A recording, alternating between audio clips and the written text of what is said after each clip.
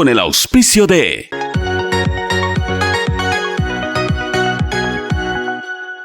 Muy buenos días, amigos. Saludos cordiales a esta nueva edición del programa Leyendas, porque la gente que ha hecho historia tiene que dejar grabada esa historia.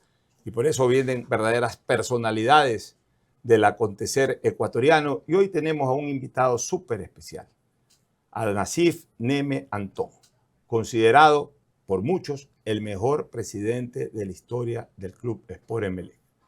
Haber ganado 4 títulos, 3 de ellos en seguidilla, un tricampeonato, haber sido parte también del título del año 88, lo que lo haría sumar 5 títulos, haber reconstruido 2 veces el Estadio Capuel, entre otras cosas, hacen de Nassif Neme, por supuesto, el dirigente favorito para la inmensa mayoría de hinchas eléctricos. Bienvenidos, Nassif. Muchas gracias, Pocho, por la oportunidad. Un saludo para ti y tu audiencia. Bueno, en este programa recogemos la vida de las personalidades y siempre comenzamos desde la escuela.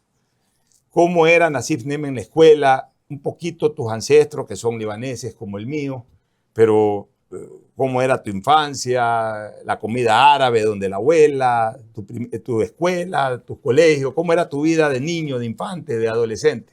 Bueno, mi padre nació en Líbano, mi madre nació en Ecuador, en Milagro específicamente. Mi madre era milagreña de nacimiento, no sé por qué. Pero apellido Antón. Soy Antón, pero creo que en ese entonces la gente que vivía en Guayaquil se iba a pasar... pero también de ascendencia libanesa. Milagro. También ascendencia Claro, libanesa. por supuesto. Y entonces visitaban ahí alguna prima y ocurrió que nació ella en ese momento. Perfecto. Estamos hablando de inicios del siglo pasado. Por supuesto. Mi papá sí vino de Líbano y yo me eduqué en el Colegio Cristóbal Colón toda la vida. Pero en la escuela...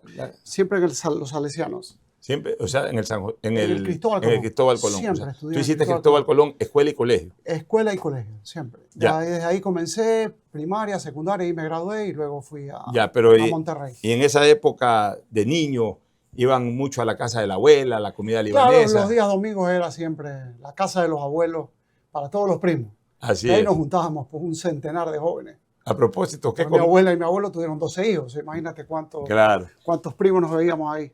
¿Tu plato favorito, el plato libanés favorito? ¿Qué es lo que, de la comida libanesa, qué es lo que Yo más te soy gusta? comedor de todo tipo de comida. No tengo una cosa así...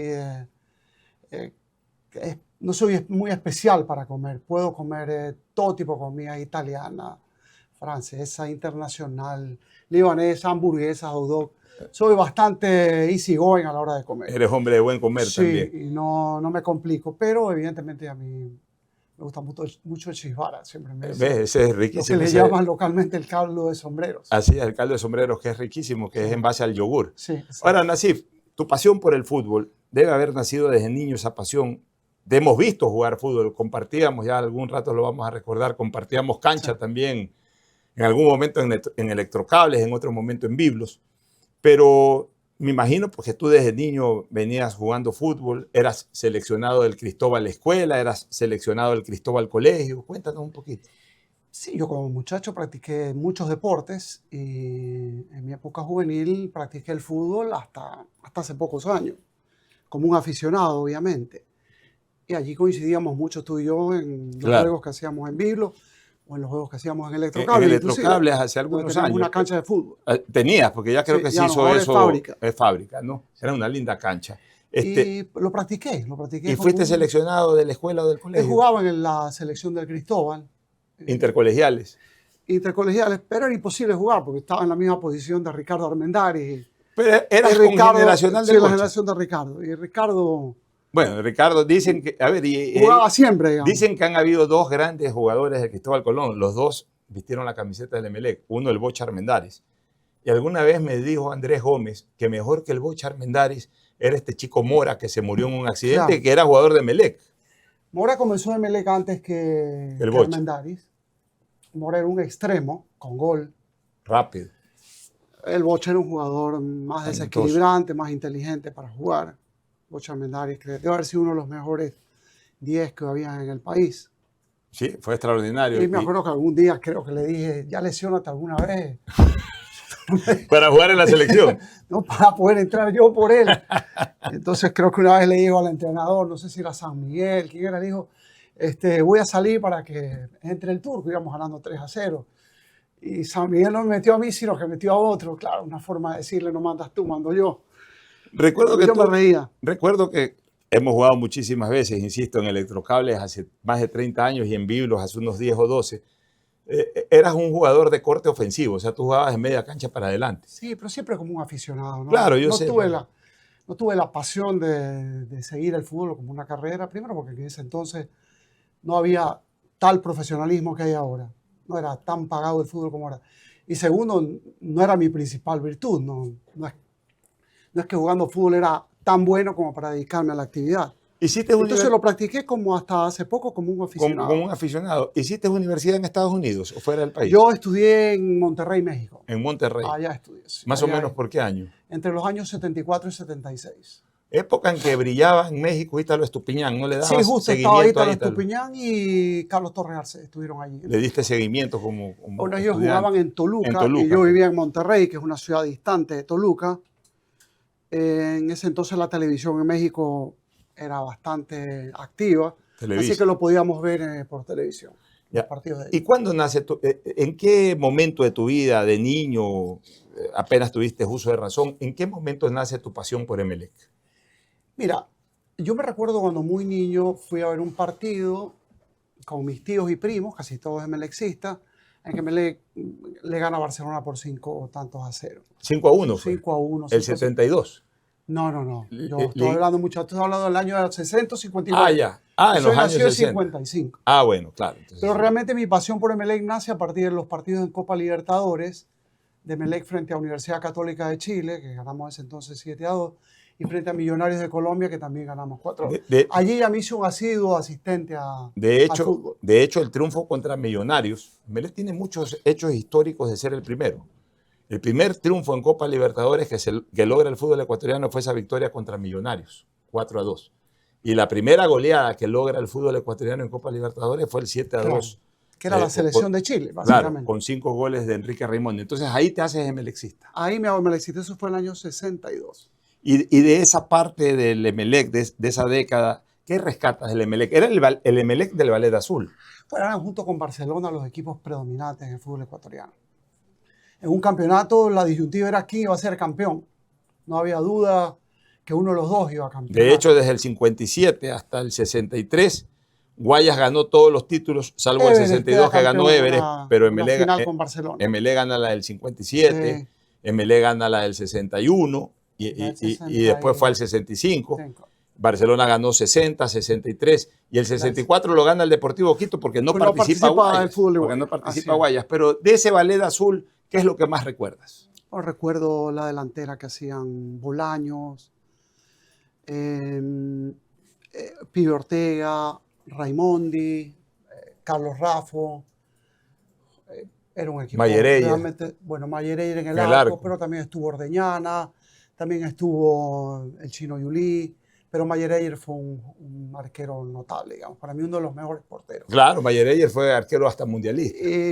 Y extrañamente es un portero que estuvo acá pocos años, no es que estuvo 2 o 3 años, sí. Pero fue un arquerazo, según cuenta la historia.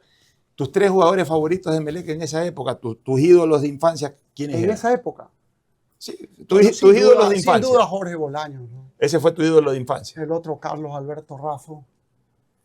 Y el otro un jugador que la gente no lo recuerda mucho, pero que yo siempre lo tengo presente en esa época de la década de los 60, que era Lucio Calonga. Lucio Calonga, el paraguayo, jugador bravo.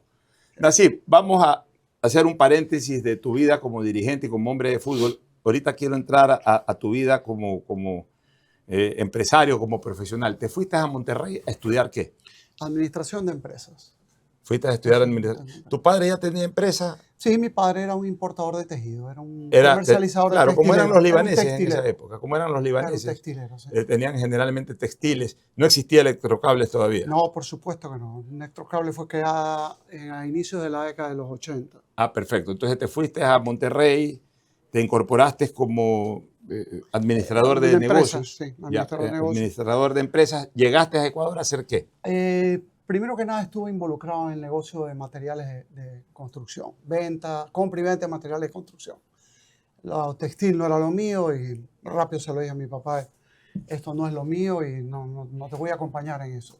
Ya, y cuando estabas en esto de En compra y venta, cuando estuve en el negocio de materiales de construcción, encontré que había un nicho desabastecido de cables eléctricos, un mercado desabastecido de cables a nivel nacional, porque siendo Guayaquil la ciudad más grande, con más de 2 millones de habitantes en aquel entonces, no había una fábrica de cables. claro, Las no tres había. fábricas, no había. ¿Y dónde se adquirían los cables? En Quito, las 3 fábricas de cables estaban en Quito. Y ahí ya pensaste en hacer algo en Guayaquil, pero mientras tú Claro. trabajabas en esto de materiales de construcción, debes haber tenido un primer contacto con el Che Pérez, que ha sido históricamente el hincha más importante del Emelec y que tenía un negocio de esa naturaleza. No, Nunca lo... extrañamente no. Yo lo conocí recién en el año 88, al Che Pérez, cuando me Claro. involucré en Emelec. Ah, pero él No, tenía yo el conocía negocio de a muchos mampostería, otros. hormigón y todas esas cosas. Etinar, Viteri Ceballos, la Junta Nacional de la Vivienda, el Banco Ecuatoriano de la Vivienda, o desarrolladores muy grandes de viviendas, o comercializadores muy grandes de materiales de construcción como Maciza, Almacenes Boyacá, más o menos en ese nivel me solía mover yo en este negocio. Bueno, y entonces tienes la visión de que faltan hacer cables en Guayaquil, que no hay que traerlos desde Quito, y montas electrocables. ¿Cómo fue el inicio de Electrocables? Bueno, fue duro porque estábamos completamente desconocedores de la temática. Mi hermano, le digo, trata de hacer una maestría, siempre en Monterrey. Al final, haces los últimos 6 meses una maestría o una pasantía o una práctica en alguna industria o en alguna empresa. Trata de conseguir que hacerlo en una fábrica de conductores. Y mi hermano logra hacer esos últimos 6 meses pasantía en Conductores Monterrey. Así que por lo menos ya íbamos no con los ojos tan cerrados a incursionar en el mercado. Mi hermano ya podía traer un expertise tecnológico que fue el que sirvió para montarnos en un avión, irnos primero a Alemania y luego a Italia, donde nos quedamos cerca de 2 años para poder ¿Viviste desarrollar. en Italia? Claro, yo viví en Italia. ¿Qué año más o menos? Yo viví en Italia justo estaba yo, cuando muere Jaime Roldós, yo estaba 81. en Hamburgo, Alemania, y a la semana siguiente pasé a Italia y ahí hasta casi el mes de septiembre del 82. ¿Ibas a ver fútbol allá en Europa? Sí, en Italia? fui un par de veces. ¿Te a hiciste ver el hincha fútbol. de qué equipo en Yo Italia? en Italia siempre fui hincha de un equipo más pequeño, pero en ese entonces era la sensación del fútbol italiano, el Cagliari. El Cagliari, te hiciste hincha del Cagliari. Claro, porque en ese entonces yo vivía todavía en Ecuador. El Gigi Riva era el capo canonieri de Cagliari y de la selección italiana. Así es, jugó en el Mundial de México. Y 70. Cagliari había logrado el Scudetto entre los años 69 y 70. Claro, y entonces Yo me hice simpatizante del Cagliari y luego siempre tiendes a hacerte simpatizante de equipos que estén más en competición. Y bueno, mis simpatías por Juventus y el Inter fueron hasta el día de hoy y esa, sin olvidarme del Cagliari. Y esa presencia tuya en Italia terminó identificándote al punto de que hiciste familia con una descendiente de italianos. Sí, además. Con tu esposa, de la familia Maquiavelo. Son italianos. Claro, son italianos de la Liguria, del área de Rapallo. Yo viví más en Milán. Ya. Cuando estuve en Italia estaba más en el área de la Lombardía. Ellos son más de la zona de la Liguria, a la que no está muy lejos tampoco, ¿no? Cuando íbamos a pasar días de playa nos íbamos a la Liguria, que no está muy lejos de Milán tampoco. Volvamos a Electrocables, a tus inicios como empresario y también de la empresa. ¿Cómo hiciste para importar las primeras máquinas? ¿Ya tenías tus recursos económicos para hacerlo? ¿Hiciste un crédito? ¿Cómo fue la cosa? Bueno, hicimos crédito, pero yo ya tenía recursos. Mi papá también, que entró en el negocio. Mi tío José Barciona, por supuesto, que también entró en el negocio. Y cerramos la operación con una empresa italiana, la de Angeli y Sam, 2 empresas. ¿Te trajeron todas las maquinarias? Todas las maquinarias fabricadas por ellos y compramos tecnología de Italia también. ¿Y las primeras ventas cuándo fueron? ¿A quiénes ustedes les vendían los cables? Las primeras ventas fueron, nosotros arrancamos producción en noviembre del 82 y las primeras ventas fueron en enero, febrero del 83. Porque evidentemente no con la primera producción, entonces hemos sido muy prolijos. No con las primeras producciones salíamos al mercado, procurábamos testear al máximo el producto, mostrar muestras del producto a distintos clientes para obtener un feedback y ya en el mercado estuvimos en enero, febrero del 83. Ya, pero empezamos producción en noviembre del 82. Pero ya los constructores guayaquileños sabían, que ahí había una empresa guayaquileña que proveía de cables. Dejaron de comprar de Quito. Bueno, siempre Quito tuvo una empresa muy grande, muy fuerte, muy sólida, que era Cable, Grupo Feldoch, Grupo Americano. ¿Ya la tumbaste? No la tumbamos. En el Por mercado. algún motivo cerraron. Ah, bueno. Cerraron en el año 91 y vendieron la empresa. De hecho, quisimos comprar algunas máquinas de ellos, pero bueno, una historia larga. Pero bueno, pero ustedes hoy dominan el mercado de cable. Yo creo que sí, me parece que sí.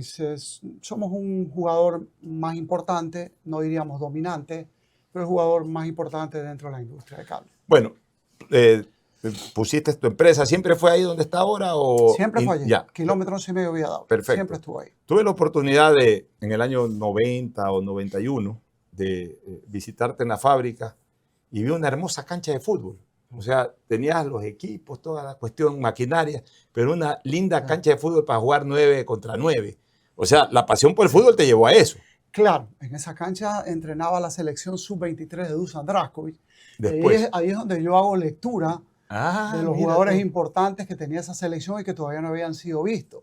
Iván Hurtado. Por eso que los llevaste en el 92. Antes de que fueran al preolímpico, yo los compro. Y en ese entonces pues valían muy poco. Claro. Excepto Iván Hurtado, que era un jugador que ya había estaba en el radar de algunos equipos. Es que Dusan tenía esa característica. Algún rato lo vamos a tener aquí a y yo me quedaba viéndolos y empecé a comprar todos esos jugadores. Sí, Dusan llevó el equipo a entrenar electrocables, a veces entrenaba en la cancha del Colegio Simón Bolívar, en la de la Aguirre Abad. O sea, tampoco no había tantas canchas como ahora.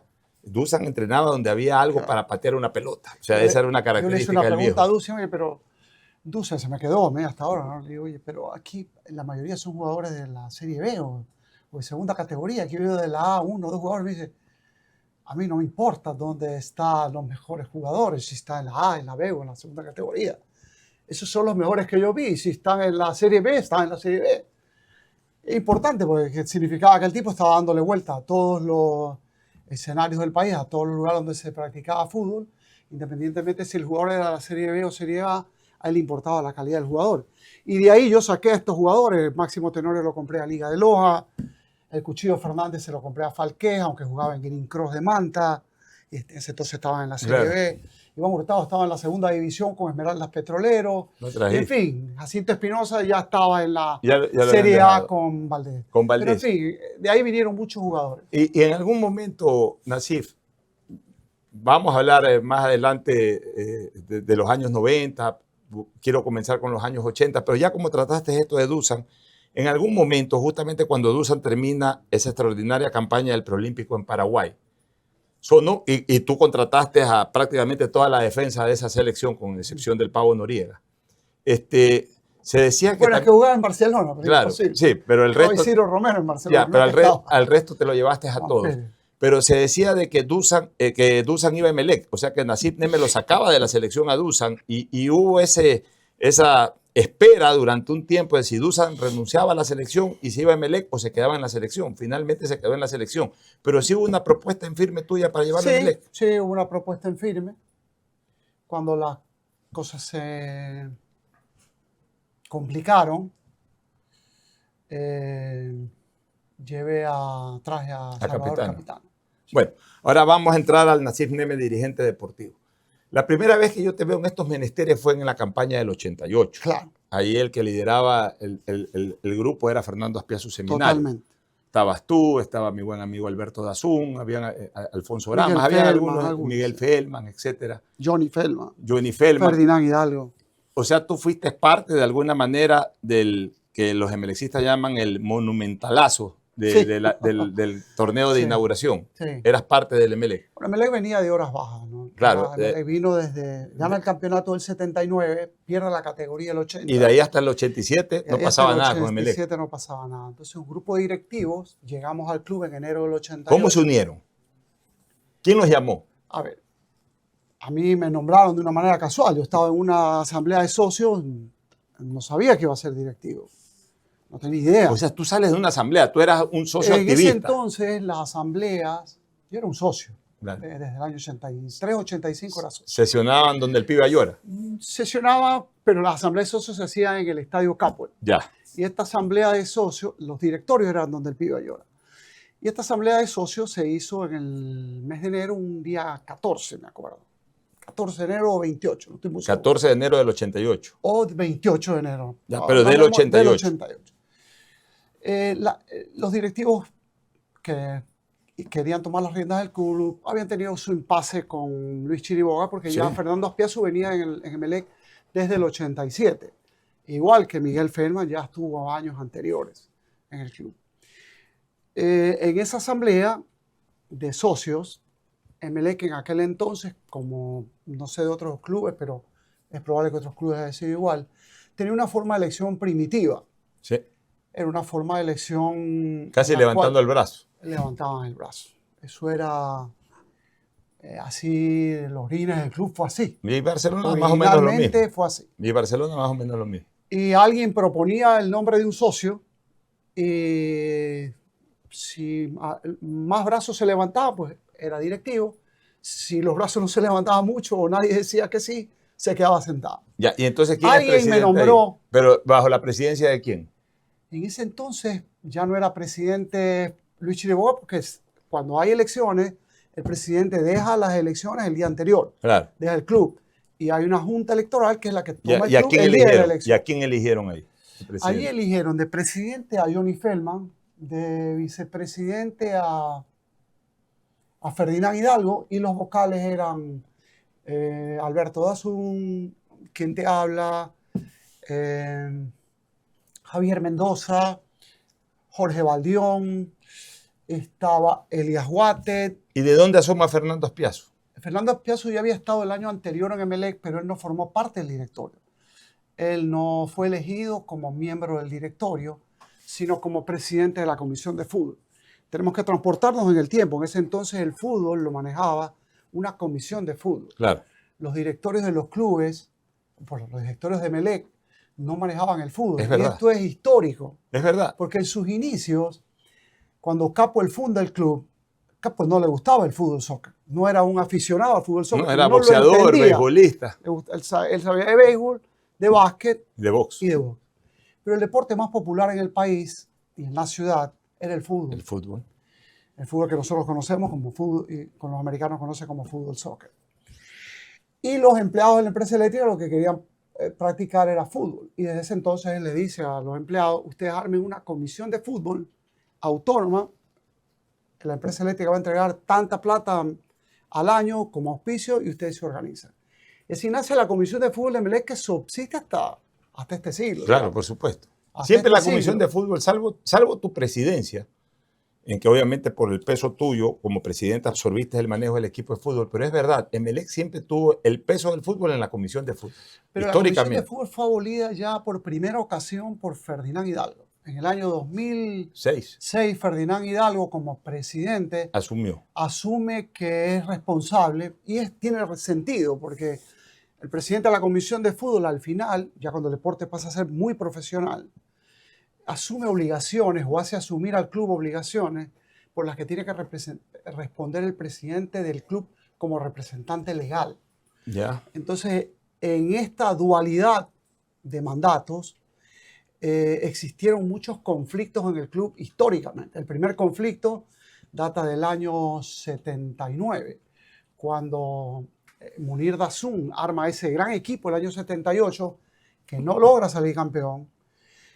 Ferdinand Hidalgo era presidente del club o vicepresidente del club y convence a Ricardo Estrada, que era el presidente del directorio, de que el fútbol lo maneje Omar Quintana. Esa fue la forma como llega Omar Quintana. El 79. A través de la comisión de fútbol. Así es. Y ya en ese entonces hubo el primer roce entre estos directivos, que para mí son los mejores directivos de la historia de Emelec. La familia Dazún, Munir, Chafisco. En ese entonces también estaba Johnny Feldman, estaba Antonio Briz, Elías Guatet, que entran en conflicto, asume Omar Quintana, tiene un muy gran primer año, pero luego Emelec entra en una época muy oscura. Y pierde la categoría. Pierde la categoría el año 80 y desde el 81 hasta el 87 no logró nada. O sea, estos años oscuros de Emelec no son novedad. Así es. Han ocurrido, como en Barcelona, Así es. en distintas épocas. Ese fue un ciclo que en Belén ni siquiera pudo clasificar a una Copa Libertadores. Entonces, partiendo de estos conflictos que normalmente ocurrían o ocasionalmente ocurrían, que me tocó a mí como presidente de comisión de fútbol también tenerlo con mi amigo entrañable del club como Ferdinand Hidalgo, que era presidente del club, decidimos en directorio del elegido del 2011 que el deporte profesional, que es el fútbol, se hace cargo el presidente elegido.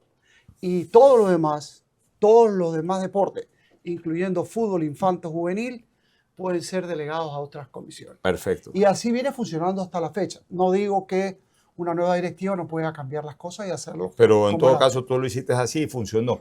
Volvamos al 88, Nassif. Y quiero ir a esa fecha, mayo del 88. Barcelona había terminado su estadio, el Estadio Monumental.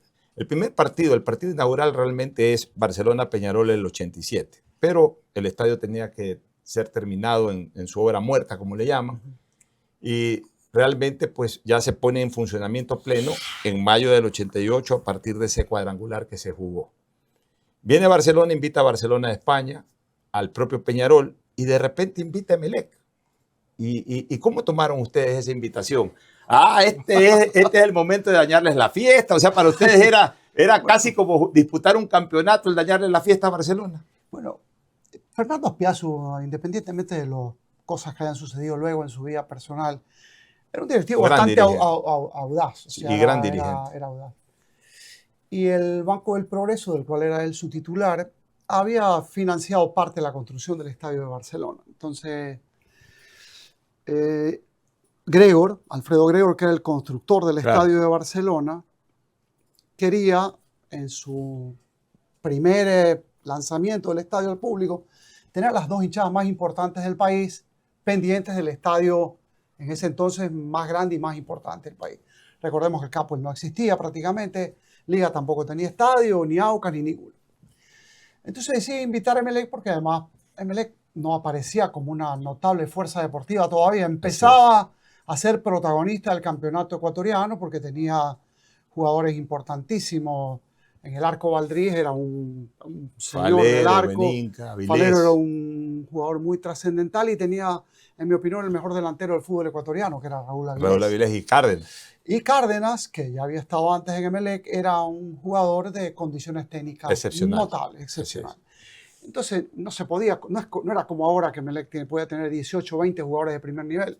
Tenía Emelec en ese entonces 11 titulares y los alternantes que podían hacerle un cambio al equipo eran Eduardo Aparicio, ya estaba en Emelec Enrique Wilfrido Verduga, estaba José Federico Minda, Fajardo era titular. Entonces, era un Emelec de 14, 15 jugadores de gran nivel. Así es. De gran nivel. Tampoco se jugaban tantas competencias, así que el equipo bien manejado en la parte física podía alcanzar a hacer una gran temporada. Bueno, entonces Barcelona... Nos invitan y jugamos el primer partido contra Peñarol. Primero Barcelona le había ganado al Barcelona España en el primer partido 2-1, y ustedes le ganan a Peñarol con goles de Avilés. Creo que 2-0 o 3-1. No, Emelec gana 2-1. 2-1, con 2 goles de Avilés. Y se viene la final, Barcelona-Emelec. ¿Cómo la vivieron ustedes al interior de Emelec? Bueno, era muy tenso porque Emelec no había ganado un torneo desde el año 80, desde el año 79 realmente. Y cuando termina el partido, estábamos en camerino, nos hablamos entre los directivos. Digo, oye, lo que hemos ganado es un torneo de papel. Pero te lo digo sinceramente, eso para mí era un torneo de papel. Claro. Por mucho que hayamos ganado este partidito a Barcelona en la inauguración del estadio. ¿Pero tú lo consideras partidito? Era un partidito y era un partido de papel. Por eso lo dije ahí a todos, no me andé contra. Nosotros tenemos que ir a ganar el campeonato nacional, donde no se juegan 2 partidos, se juegan 40 partidos, donde no es amistoso, es oficial. Y donde además de ser oficial, te sirve para llegar a Copa Libertadores. Y el equipo se mentalizó también en eso. Se mentalizó. Y quedó campeón. Y hay 2 momentos importantes para ese campeonato que quisiera que los recuerdes. El clásico que termina empatado 1-1 con el fallo del penalti al último minuto de Toninho Vieira. Ese fue un resultado Nosotros estábamos muy preocupados porque ese partido pitaba Jorge Orellana, que era Complicado. Históricamente es un árbitro que se decía tenía animadversión con Emelec. Bueno, expulsaba siempre. Yo diría con los equipos de Guayaquil, porque el flaco era medio regionalista. Lo que escuchaba, yo no tenía tanta pero era un buen árbitro, con los árbitros. Pero era buen árbitro. Habían buenos árbitros, Jaco, Mequirola, Orellana, eran los mejores. Era el árbitro. Y la verdad que todo el partido lo había pitado muy bien. Y la verdad que estaba todo muy bien. Y Emelec, de hecho, Emelec empata el partido porque inicialmente Barcelona se pone en ventaja. Sí, con gol de Uquillas, me parece. Se pone en ventaja, no sé por qué. Y Emelec empata el partido y empata de tiro penal. Sí. Peninca. Lo empató de tiro penal. Y estábamos nosotros tranquilos porque el equipo estaba respondiendo a la exigencia del partido y a la exigencia de mantener el resultado. De repente hay una jugada de Olger Quiñones en el borde del área y él de espaldas al arco, porque la jugada fue así, si la recuperan las imágenes. Él saliendo del área, no entrando al área. Las imágenes no son claras como para decir que hubo una falta penal o que no la hubo. En mi criterio no la hubo. Pero bueno, independientemente de si la hubo o no. Marca penal y era minuto 50 casi. Sí, no ya estaba por terminar el partido. Bueno, era minuto 50. Había dado 3 de descuento. Nosotros nos mirábamos en las calles y decíamos, ¿cuándo no, Jorge Orellana? Y con ese partido, si lo perdíamos... Barcelona podía haber ido a la final. Barcelona prácticamente era el finalista. Entonces, se paró Tonillo Vieira, que no había fallado penales casi nunca. Pero Valdriz sí había atajado algunos penales. Y se lo tapa. Y Valdriz es realmente el héroe de ese campeonato. Porque él ataja el penal. Ataja un penal clave. Él ataja un penal clave. La última fecha ya fue acá de local con Católica y Barcelona en Quito con y aseguraron la clasificación a la final. Nosotros teníamos que solo ganar a Católica para llegar a la final. Pero sabes una cosa, yo transmití ese clásico en la radio, yo hacía radio también y televisión. A mí me llamó la atención algo en el Estadio Monumental que hasta el día de hoy la tengo. Yo nunca he visto tantas banderas amarillas y azules en el mismo escenario. Cuando ambas hinchadas podían ir a los clásicos del astillero. Y precisamente en esa jugada, así, cuando el árbitro pita penalti, fue impresionante ver la cantidad de banderas amarillas, de gente agitando las banderas amarillas. Y cuando tapa Valdriz, fue impresionante ver cómo los emelecistas agitaron la bandera azul. Fue una cosa multicolor extraordinaria. Claro, en ese entonces se podía y ambas hinchadas... y además estaban hasta mezclados y no había problema. Ambas hinchadas iban a apoyar a sus equipos, no había la confrontación que hay ahora. De hecho, cuando jugaba Emelec partidos definitivos contra equipos que no eran de la ciudad, hinchas de Barcelona iban a apoyar a Emelec y viceversa. Cuando jugaba Barcelona, iban hinchas de Emelec a apoyar a Barcelona. Bueno, pero ese tiempo pasó y uno tiene que amoldarse a los tiempos. A los tiempos. Y los tiempos cambiaron. Desgraciadamente cambiaron. Y hay que tener precauciones con temas de la seguridad y es lo que hizo que a partir de la final del año 2014, entre Emelec y Barcelona, ambos equipos jugaran con sus hinchadas, porque hasta ese año se jugó con ambas hinchadas. Claro. Pero a partir de la final del 2014, cada equipo jugó con su hinchada en su estadio. Bueno, viene el partido clave o final contra el Deportivo Quito. Yo fui a hacer una cobertura ahí, que la recuerdo perfectamente. Ahí me acuerdo haberte entrevistado antes y después del partido, en el avión, en el aeropuerto de Guayaquil y luego en el avión de regreso desde Quito. ¿Cómo se vivió ese partido? ¿Complicado? Bueno, porque Emelec se puso arriba. No, es que fue intenso y además muy nervioso para nosotros. Porque a los 11 minutos lo echan a Falero. Se queda con 10 hombres Emelec. Se queda con 10 hombres iniciado el partido. Y no digo que no haya sido una expulsión injusta. El árbitro era Jorge Orellana, pues la expulsión fue muy justa. Metió un cabezazo a un rival enfrente del árbitro. No sabemos lo que le pasó a Falero ese día, pero el equipo con 10 jugadores empieza a funcionar de manera perfecta y logra golear al Deportivo Quito 3-0. Ah, tú dices el partido en Guayaquil, claro, en el Estadio Monumental. El Estadio Monumental. ¿Y por qué pidieron el Monumental? La hora que pedimos, Emelec tenía la posibilidad de jugar a partir de... Jugó hasta junio en el Estadio Modelo. Claro. Llega a un acuerdo Alfredo Gregor con Fernando Aspiazu, que es el presidente de la Comisión de Fútbol, para jugar el resto del año de local en el Estadio Monumental. Muchas suites habían sido compradas por emelecistas. Por emelecistas, claro que sí. Entonces Alfredo Gregor hábilmente necesitaba que esas suites estén pagándose constantemente sus alícuotas y su deuda. Y una de las formas era que el estadio tenga actividad todas Todo el las tiempo, semanas. todos los Y la domingos. única forma de tener actividad todos los domingos Que juegue Emelec. es que juegue Emelec. Entonces un domingo jugaba Barcelona, otro Emelec, otro domingo Barcelona, otro Emelec. Y ese estadio pues pasó a ser el estadio de ambos clubes Como el modelo. durante el año 88 a partir del mes de junio. Bueno, se le gana 3 a 0. Era local. Se le gana 3 a 0 al Quito y ahí vamos al partido en Quito que yo refería. Ustedes hicieron una caravana ¿Te gigante, acuerdas me que acuerdo, se que difundió? capitaneaste y Bueno, más Vito de y yo 15.000 personas estaban. hicimos ahí esa campaña en el programa que dirigía Vito Muñoz en Deportivo. Y fue mucha gente. Emelec antes del partido se vivió un momento tenso. Tú debes de recordar, así era el fútbol antes. Sí. Tiraron un gas lacrimógeno en el Sí. camerino de Emelec. Yo tengo una entrevista ahí con Avilés. Se tuvo que cambiar el equipo en los corredores. Ya. Nos fuimos a camerino. Salen a la cancha, Emelec se pone en ventaja con gol de Minda, hay un autogol de Wellington Valdés, empata Deportivo Quito, y en un momento determinado se suspende el partido porque la hinchada de Emelec se lanza a la cancha. Sí, faltando un par de minutos. Sí, pero había la duda de que el árbitro estaba con toda la intención de parar el juego y reanudarlo al día siguiente. No, pero esperaron el tiempo que decía el reglamento, la gente retornó a las gradas, se reinició el juego y 4 o 5 minutos que faltaban los terminó y ¿Cómo lo celebraron a la interna? El primer título de Nasif Neme fue ese, no como presidente de la Comisión de Fútbol, pero fue el primer título en donde fue parte de la dirigencia. ¿Cómo lo celebraste? Bueno, llegar y el primer año lograr una alegría de esta fue indescriptible, fue para mí inolvidable, por eso cada detalle lo recuerdo con precisión, porque haciendo el primer año, nadie se olvida de la primera novia, bueno, no te olvidas del primer año que fuiste dirigente y si adicionalmente fue aderezado por ganar un torneo de inauguración de un estadio. Y además salir campeón nacional de fútbol después de 9 años era para... Fue un debut redondo para ti. Sí, y para varios dirigentes que hacíamos el primer año en la dirigencia deportiva.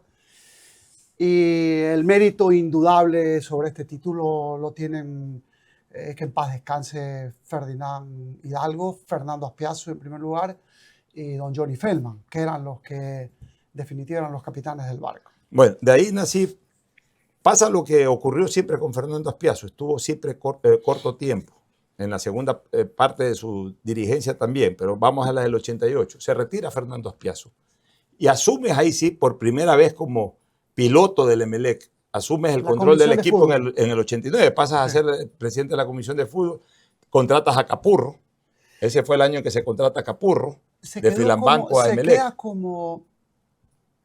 La Comisión de Fútbol quedó, cuando se va Fernando Aspiazu nos tomó de sorpresa.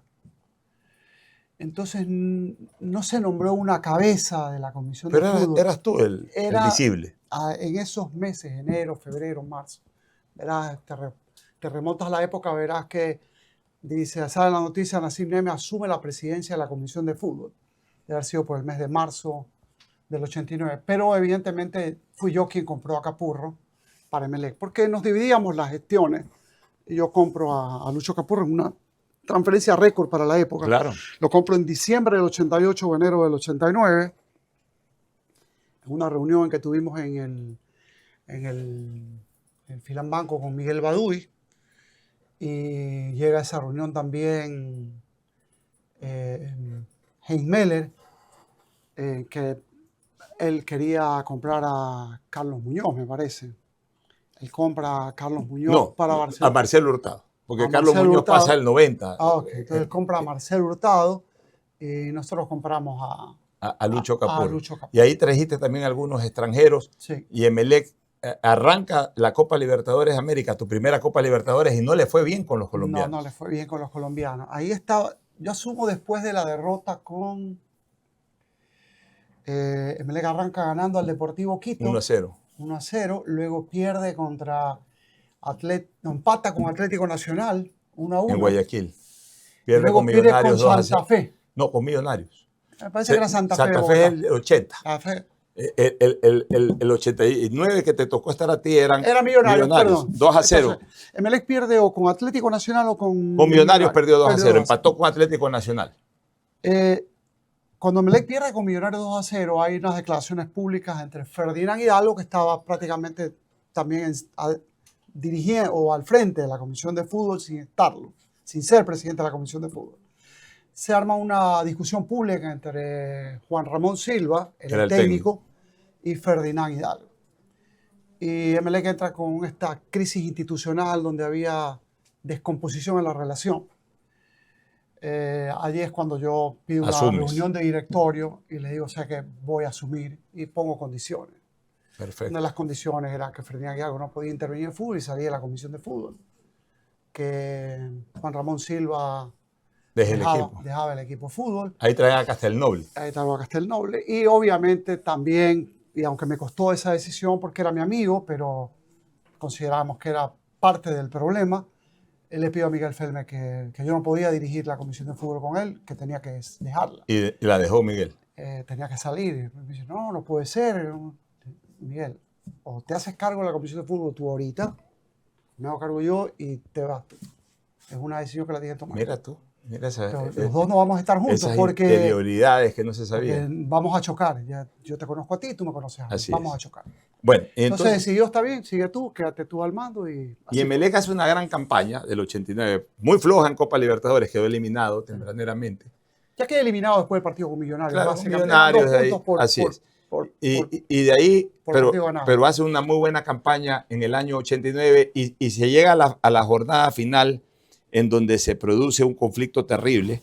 Emelec gana su partido, Barcelona tenía que empatar o ganar para asegurar clasificación a Copa Libertadores y el Quito también tenía que ganar para dejarlo afuera a Barcelona y clasificar a Copa. Claro. Y resulta que se da el caso del partido Barcelona Deportivo Quito, del gol de Uquillas con gente en la cancha, etcétera. Y se arma durante 15 o 20 días una telenovela. Sí. Todas las noches había novedades en la Federación Ecuatoriana. ¿Cómo viviste eso? Porque tú eras uno de los tres. Tú, Lucho Chiriboga y Octavio Hernández. Sí. Bueno, antes hubieron eventos. Emelec clasifica la liguilla, igual que Barcelona, en el primer semestre del año. Queda clasificado a la liguilla. Se nos lesionó Cárdenas, que era un 9 importante. El referente. Estaba solo Raúl Avilés, pero en ese entonces Castelnoble jugaba siempre con doble punta. Uno que salía mucho del área y uno que iba más al área. Bueno, y trajiste a Juan Carlos de Lima, que fue una gran contratación. Entonces, acababa Juan Carlos de Lima de salir campeón del mundo y campeón de la Copa Libertadores con Nacional de Montevideo. Y aproveché que había un distanciamiento entre Botafogo y Juan Carlos de Lima, Botafogo dueño del pase y Juan Carlos de Lima, para convencer al jugador de venir. Pero esto no era posible si Botafogo no me cedía el pase del jugador. Entonces monté un avión a Río de Janeiro. Me acuerdo que el dueño de Botafogo era Emil Piñeiros, hombre muy adinerado en Río de Janeiro, en Brasil. Nos reunimos en su departamento en Barra de Tijuca, era mi primera vez en Brasil, además.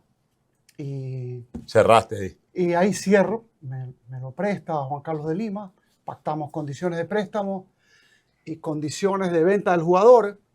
Y aunque parezca mentira, el préstamo, para mí impensado, me dice, ¿me recuerdas a mi hijo? ¿Cómo así tu hijo?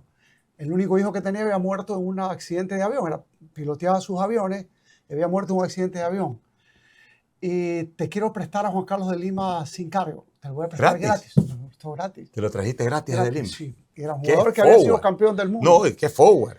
Entonces, ponte de acuerdo con De Lima. Entonces, le llamé a De Lima y le digo, oye, tengo todo acordado con Emil Piñero. Bien, estas son las condiciones. Voy mañana y se embarcó en un avión. Esas condiciones para mí están bien.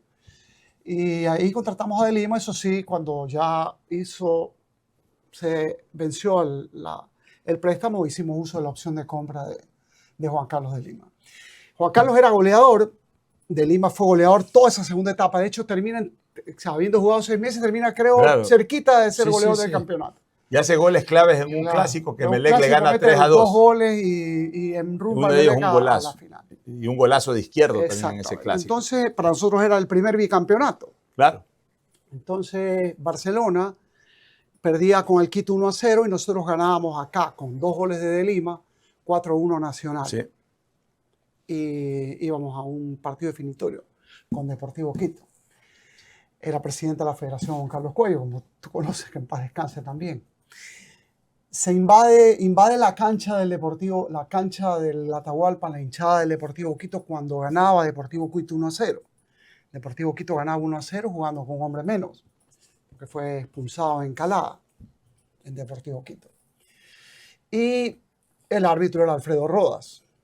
Lo normal, como había sucedido con nosotros, tanto en la final del 88 como en un partido que habíamos hecho en mitad de año del 88 contra los Audax Octubrino, que el público había invadido la cancha, había tirado objetos y el árbitro suspendió el partido, hizo terminar el juego los 7 minutos que faltaban. Esa era la postura de Emelec. Pero contra reglamento y por mayoría de 3 votos contra 2, la federación hizo repetir el partido sin público, estado cerrado, con otros árbitros, con otros jugadores. Barcelona Fue un atropello a la campeón. reglamentación, pero ya pasó. Bueno, pero ahí solamente un par de detalles, Nasif.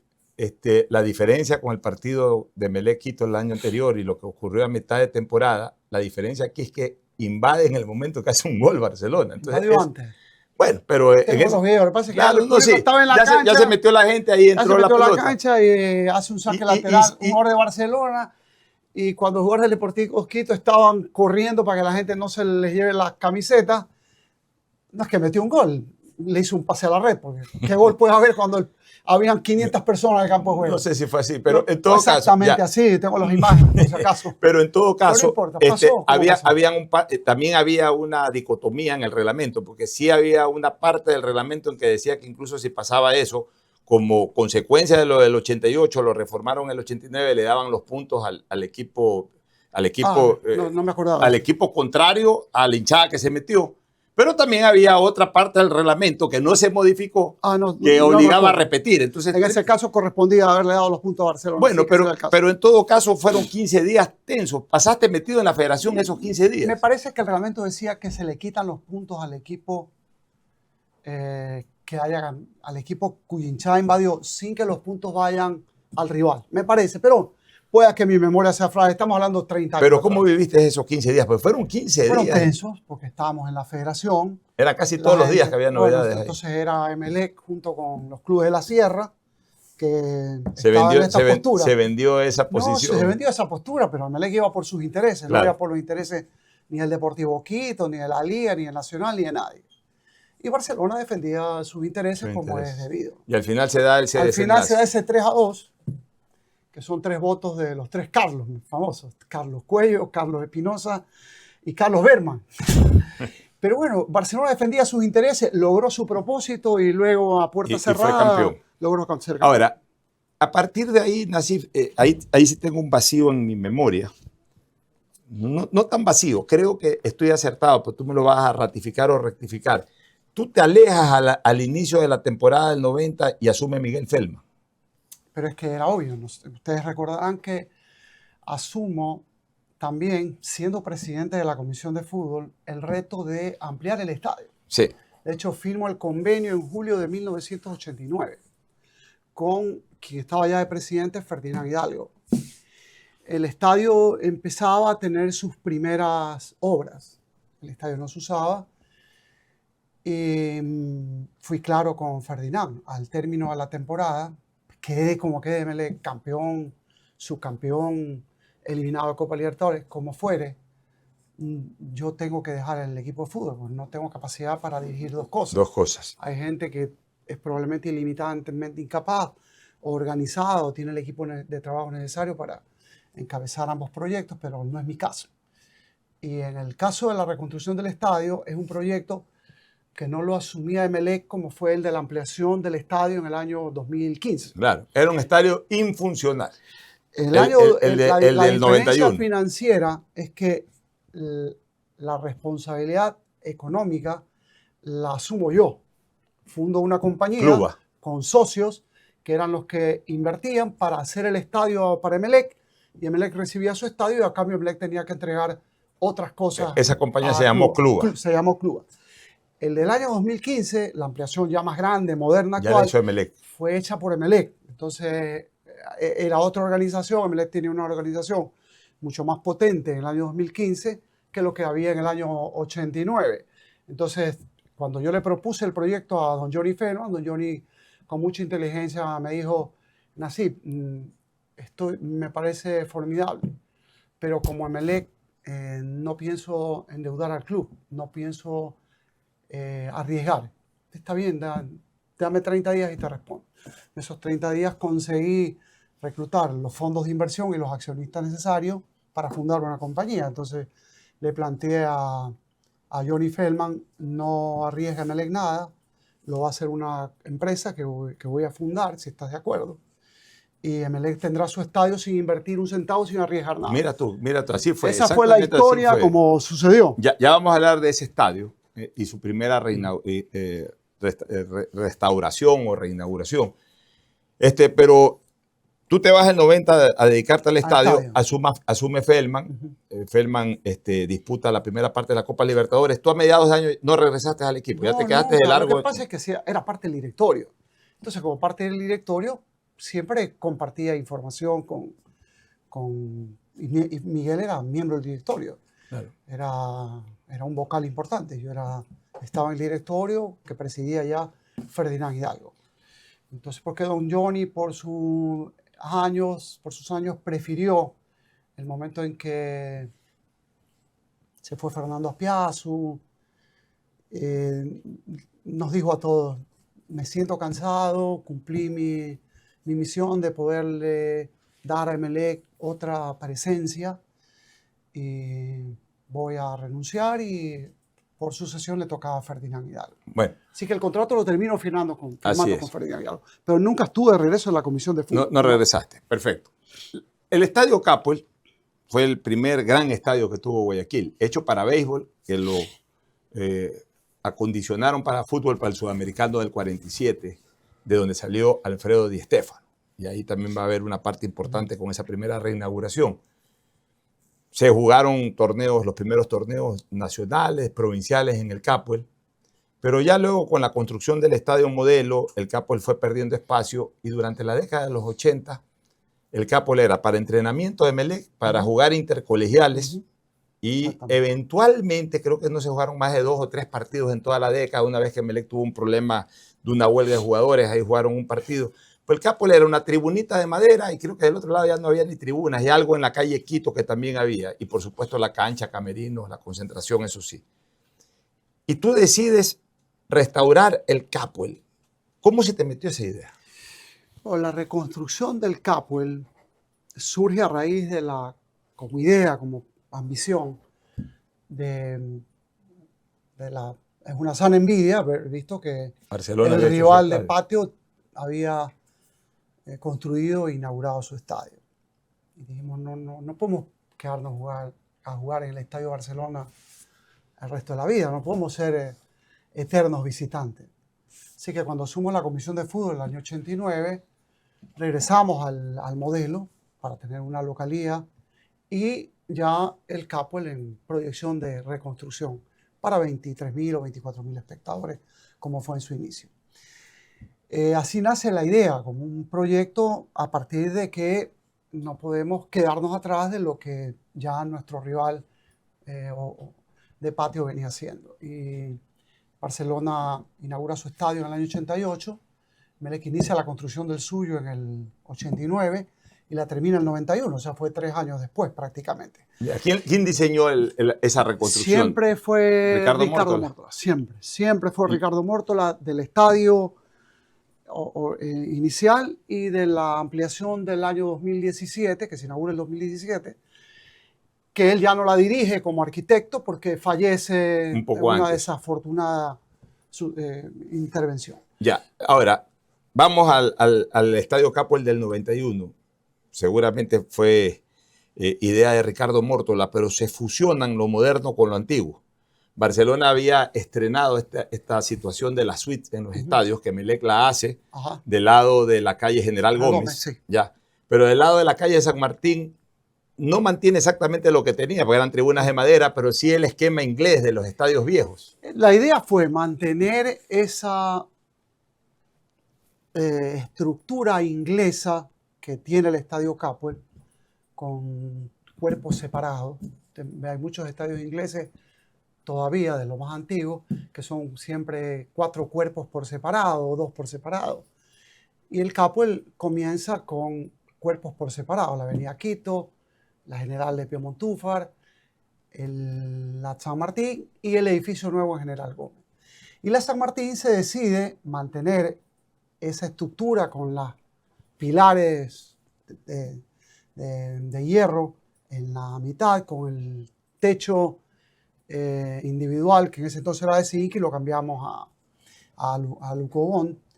Y las cabinas de radio detrás de las gradas. Así, ahí transmitíamos. Ahí transmitíamos. Ese fue el estadio, las generales se hicieron ya de estructura de hierro, con hormigón las gradas.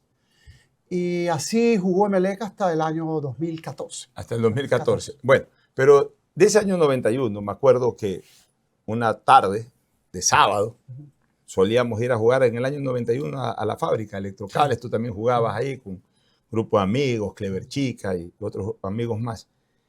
Y después, como solíamos hacer también, nos fuimos a tomar algo, una cerveza, alguna cosa, a una gasolinera que recuerdo era en La Garzota, y tú nos acompañaste. Y te pusiste a hablar, porque era ya inicios del 91, ya estaba cerca, ya prácticamente la reconstrucción estaba hecha. Y ya tú hablabas muy ilusionadamente de lo que querías hacer, la inauguración, etc. Y yo me pongo a conversar contigo y salen los nombres de Di Stéfano y Rossi, porque ahí hablábamos de la historia del Capo. Y en este estadio nació Di Stéfano futbolísticamente, el Patón Rossi. Y me acuerdo como que si fuera ayer que tú dijiste, esos son mis invitados. Sí.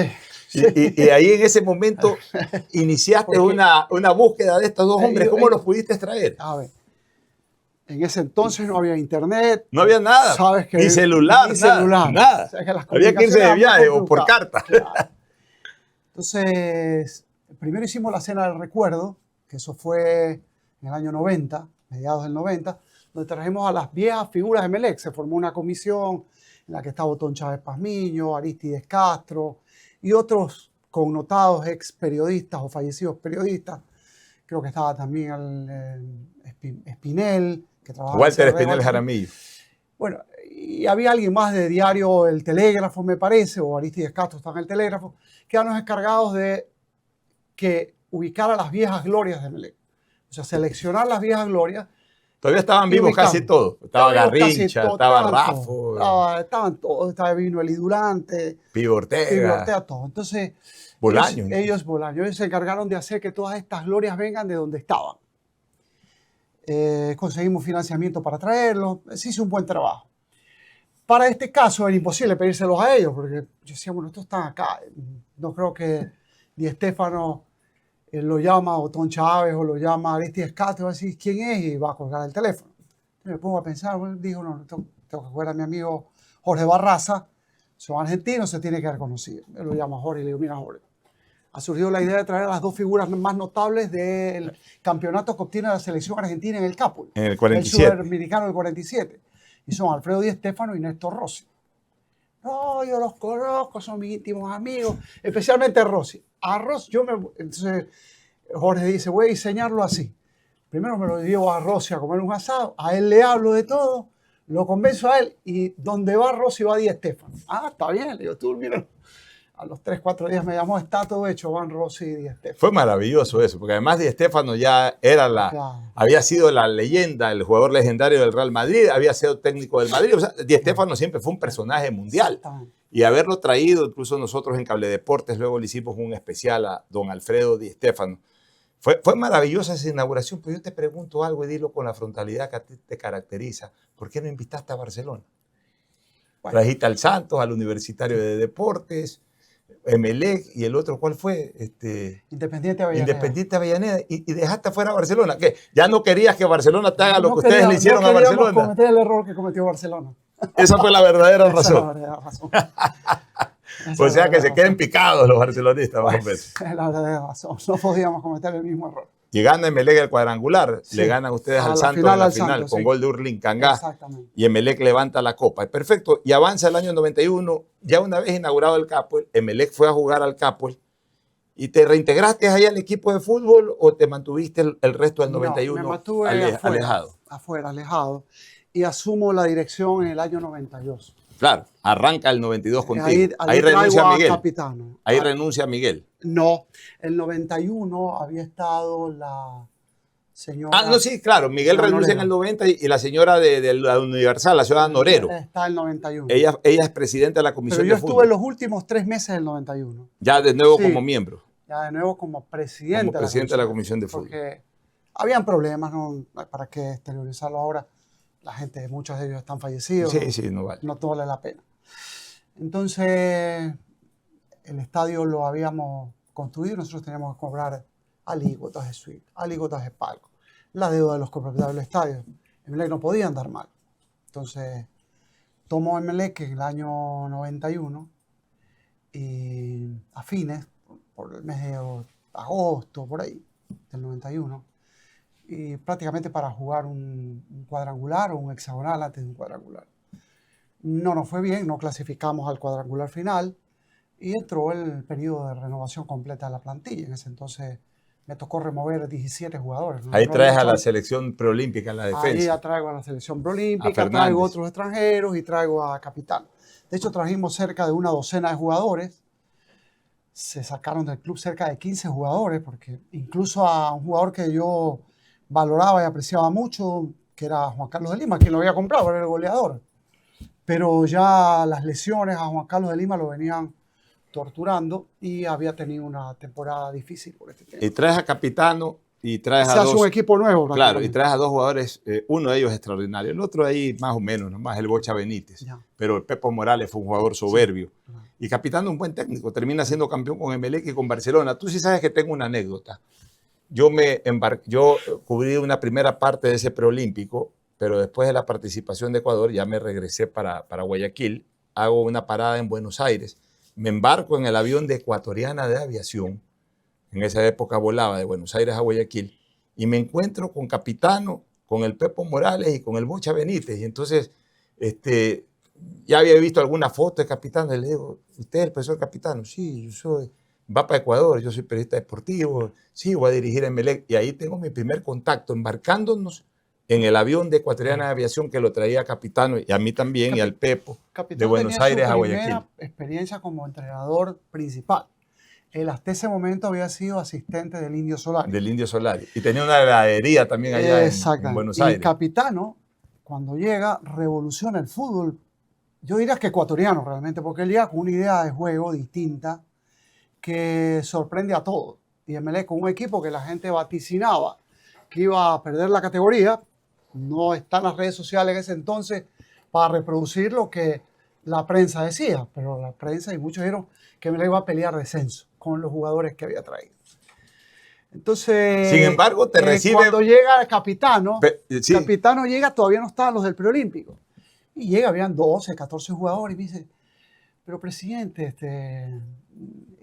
nos faltan jugadores. Le digo, pero espérate, están los del preolímpico. Pero el preolímpico son chicos de 20 años, 19 años. Le digo, no te preocupes, son muy buenos jugadores. Y lo fue. Capitano ya se me quería regresar. Mírate. Entonces, me dice, pero con tantos chicos, tú espérate. Y el primer partido que le pasa 5 a Paraguay y estos jugadores fueron unos fenómenos. Y se entusiasma Capitán. Y ahí Capitano se entusiasma, comienza a llamar esa misma noche, y estamos bien, esto es perfecto. Y pidió un par de jugadores más que los trajimos, el Mono Campos delantero y no me acuerdo qué más. Y ahí comienza la historia de Capitano, que para mí hizo jugar a Emelec tan bien ese año 92, que a pesar de que pierde el campeonato, porque lo pierde en la liguilla, Emelec fue el que más puntos hizo, pero largo. Pero cuando entrabas a una liguilla prácticamente entrabas con nada, un punto de bonificación o medio punto. En la liguilla Emelec pierde el campeonato probablemente por la juventud de sus jugadores. Y toda la gente decía que hay que echar al técnico, y el técnico esto, y el técnico lo otro. Y los ratificas. No, se lo ratifico, le hago un contrato de 2 años más.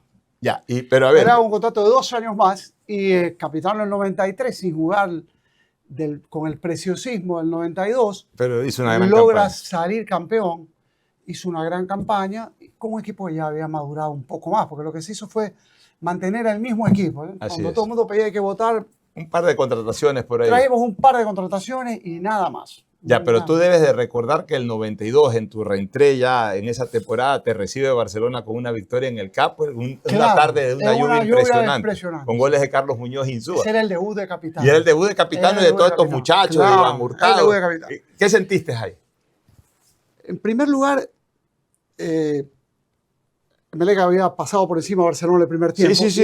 Iba ganando 1-0, golazo de Fernández. Exactamente. Y el estadio estaba absorto porque los que habían ido a ver es a las figuras que había traído Barcelona y se quedaron con este equipo que era una sinfonía de Emelec. Claro. Y el segundo tiempo, probablemente por esta juventud que tenía. Le gana por cancha, por experiencia. Por cancha, por experiencia, logra Barcelona anotar 2 goles en los últimos al último 15 minutos. Así es, al último el último minuto lo hace Insúa, el gol del 2-1. Antes había empatado Carlos Muñoz a los 75, 76. Y Insúa hace un gol de afuera. El capitán estaba muy perturbado porque veía que era su debut.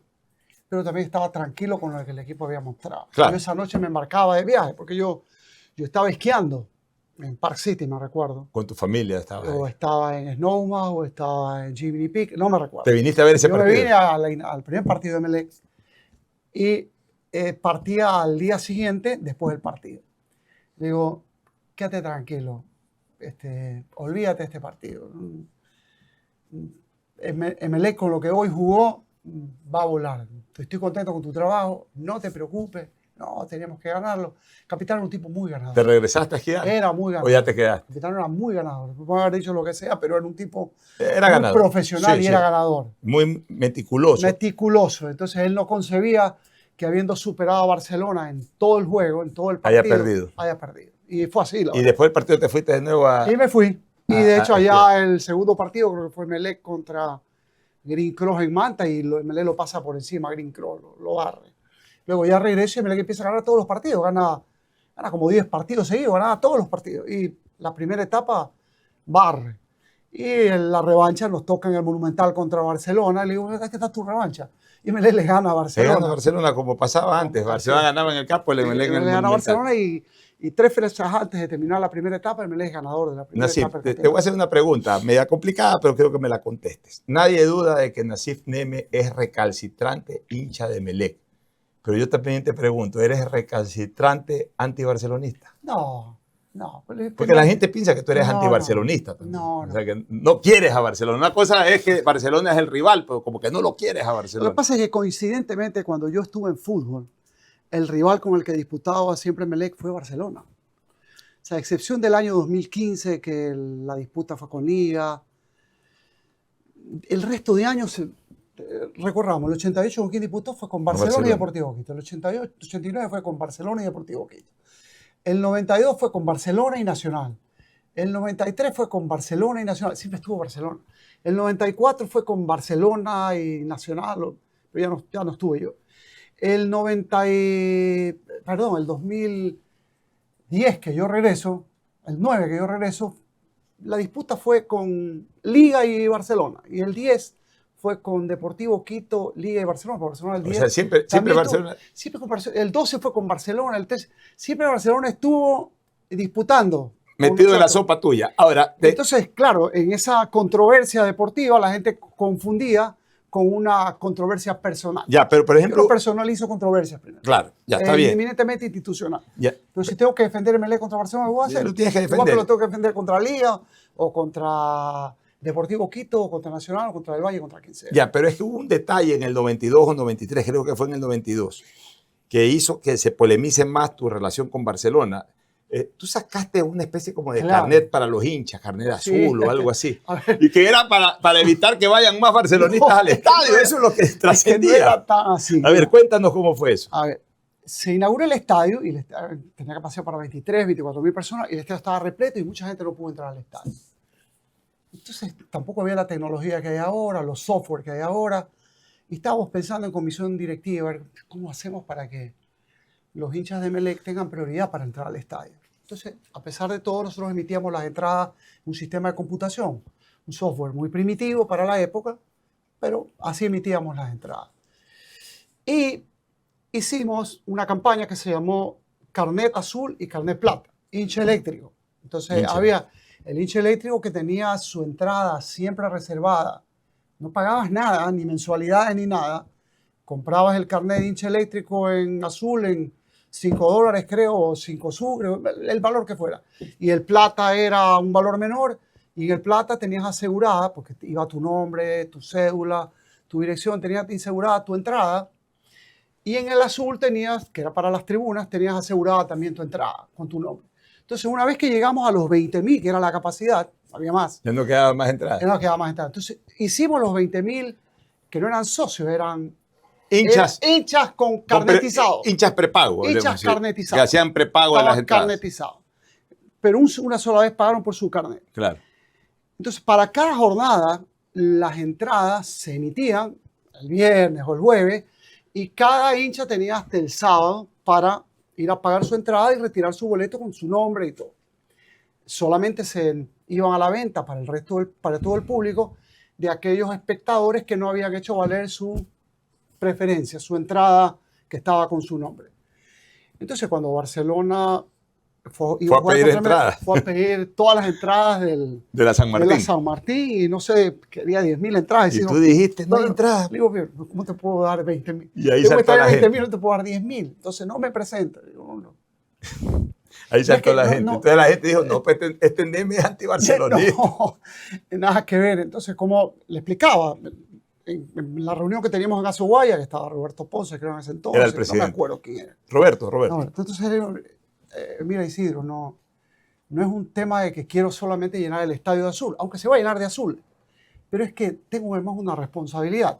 No puedo dejar de honrar, de cumplir. Terminado la fecha del sábado, salgo a la venta las entradas que eran para que no habían retirado los hinchas de Emelec. No, me tienes que dar entradas. Bueno, finalmente dijo que no se presentaba, pero se presentó. Finalmente Barcelona se presenta. Y nosotros, la gente fue a retirar sus entradas y lo que quedó, que fueron como 2.000 entradas, justo de la tribuna San Martín, le entregamos a Barcelona como 2.000 entradas. Hubo espectadores de Barcelona. Igual llegaron. Ahora, llegaron. ¿Cómo era tu relación con Isidro Romero? O sea, frente a las cámaras y mirando los partidos de fútbol era distinta que en la reunión personal. Una reunión personal. Personalmente llevaban buena relación. Teníamos una relación respetuosa. Bueno. Y frente a las cámaras, yo no era muy mediático. Claro. Romero todo lo contrario. Romero era todo lo contrario y cada vez que hablaba en las cámaras, desde soldaditos de plomo hasta poner el polvo. Todo eso dijo. Todo eso decía. Entonces, cuando me decía, oye, tienes que responder, yo no voy a responder porque ese no es el nivel en el que yo y no es hago dirigencia deportiva, no es mi estilo. Ahora, muy bien. Pero ya que mencionamos a Isidro Romero terminó siendo a la larga el mejor presidente de la historia del Barcelona y tú actualmente la gente te considera el mejor presidente de la historia del Emelec. Pero en esa época tú estabas en ascenso, ya Romero estaba un poco más consolidado, había llegado a una final, había construido un estadio grande o había impulsado la construcción de ese estadio, etc. Tú en el fondo lo veías a Romero como una especie de referente de lo que tenía que hacer un dirigente, porque coincidieron en muchas cosas, por ejemplo, en lo del estadio, en varias cosas ahí como que tenían un mismo estilo. No, para nada, totalmente distinto. Para mí no era un referente como deportivo. De hecho, me parecía todo lo contrario de lo que un presidente debería transmitir a su gente. Ese era el punto de partida. Para mí eran referentes los estilos de Munir Dazún, de Chafik Dazún, de Fuad Dazún, de Johnny Feldman, de Elías Water, del mismo Antonio Briz. Yo los consideraba esos mis referentes, y en especial a Munir Dazún. ¿Y no entraba ahí Omar Quintana en esa consideración? No, porque tenía un estilo muy parecido al Isidro Romero. O sea, creo que tenía una similitud de estilo. Entonces, no era mi forma de ser. Bueno, al final, el 93 te da el gran premio de ser campeón. Una extraordinaria campaña de Emelec, extraordinaria. Son campeones en Manta, ganándole 1-0 con gol de Iván Hurtado. Una viveza del Pepo Morales que se mete en medio de la barrera y abre a la barrera y por ahí entra la pelota y Emelec es campeón, una fastuosa caravana de regreso, todo bien en Emelec, todos felices en Emelec, pero pasa algo raro, Nasif.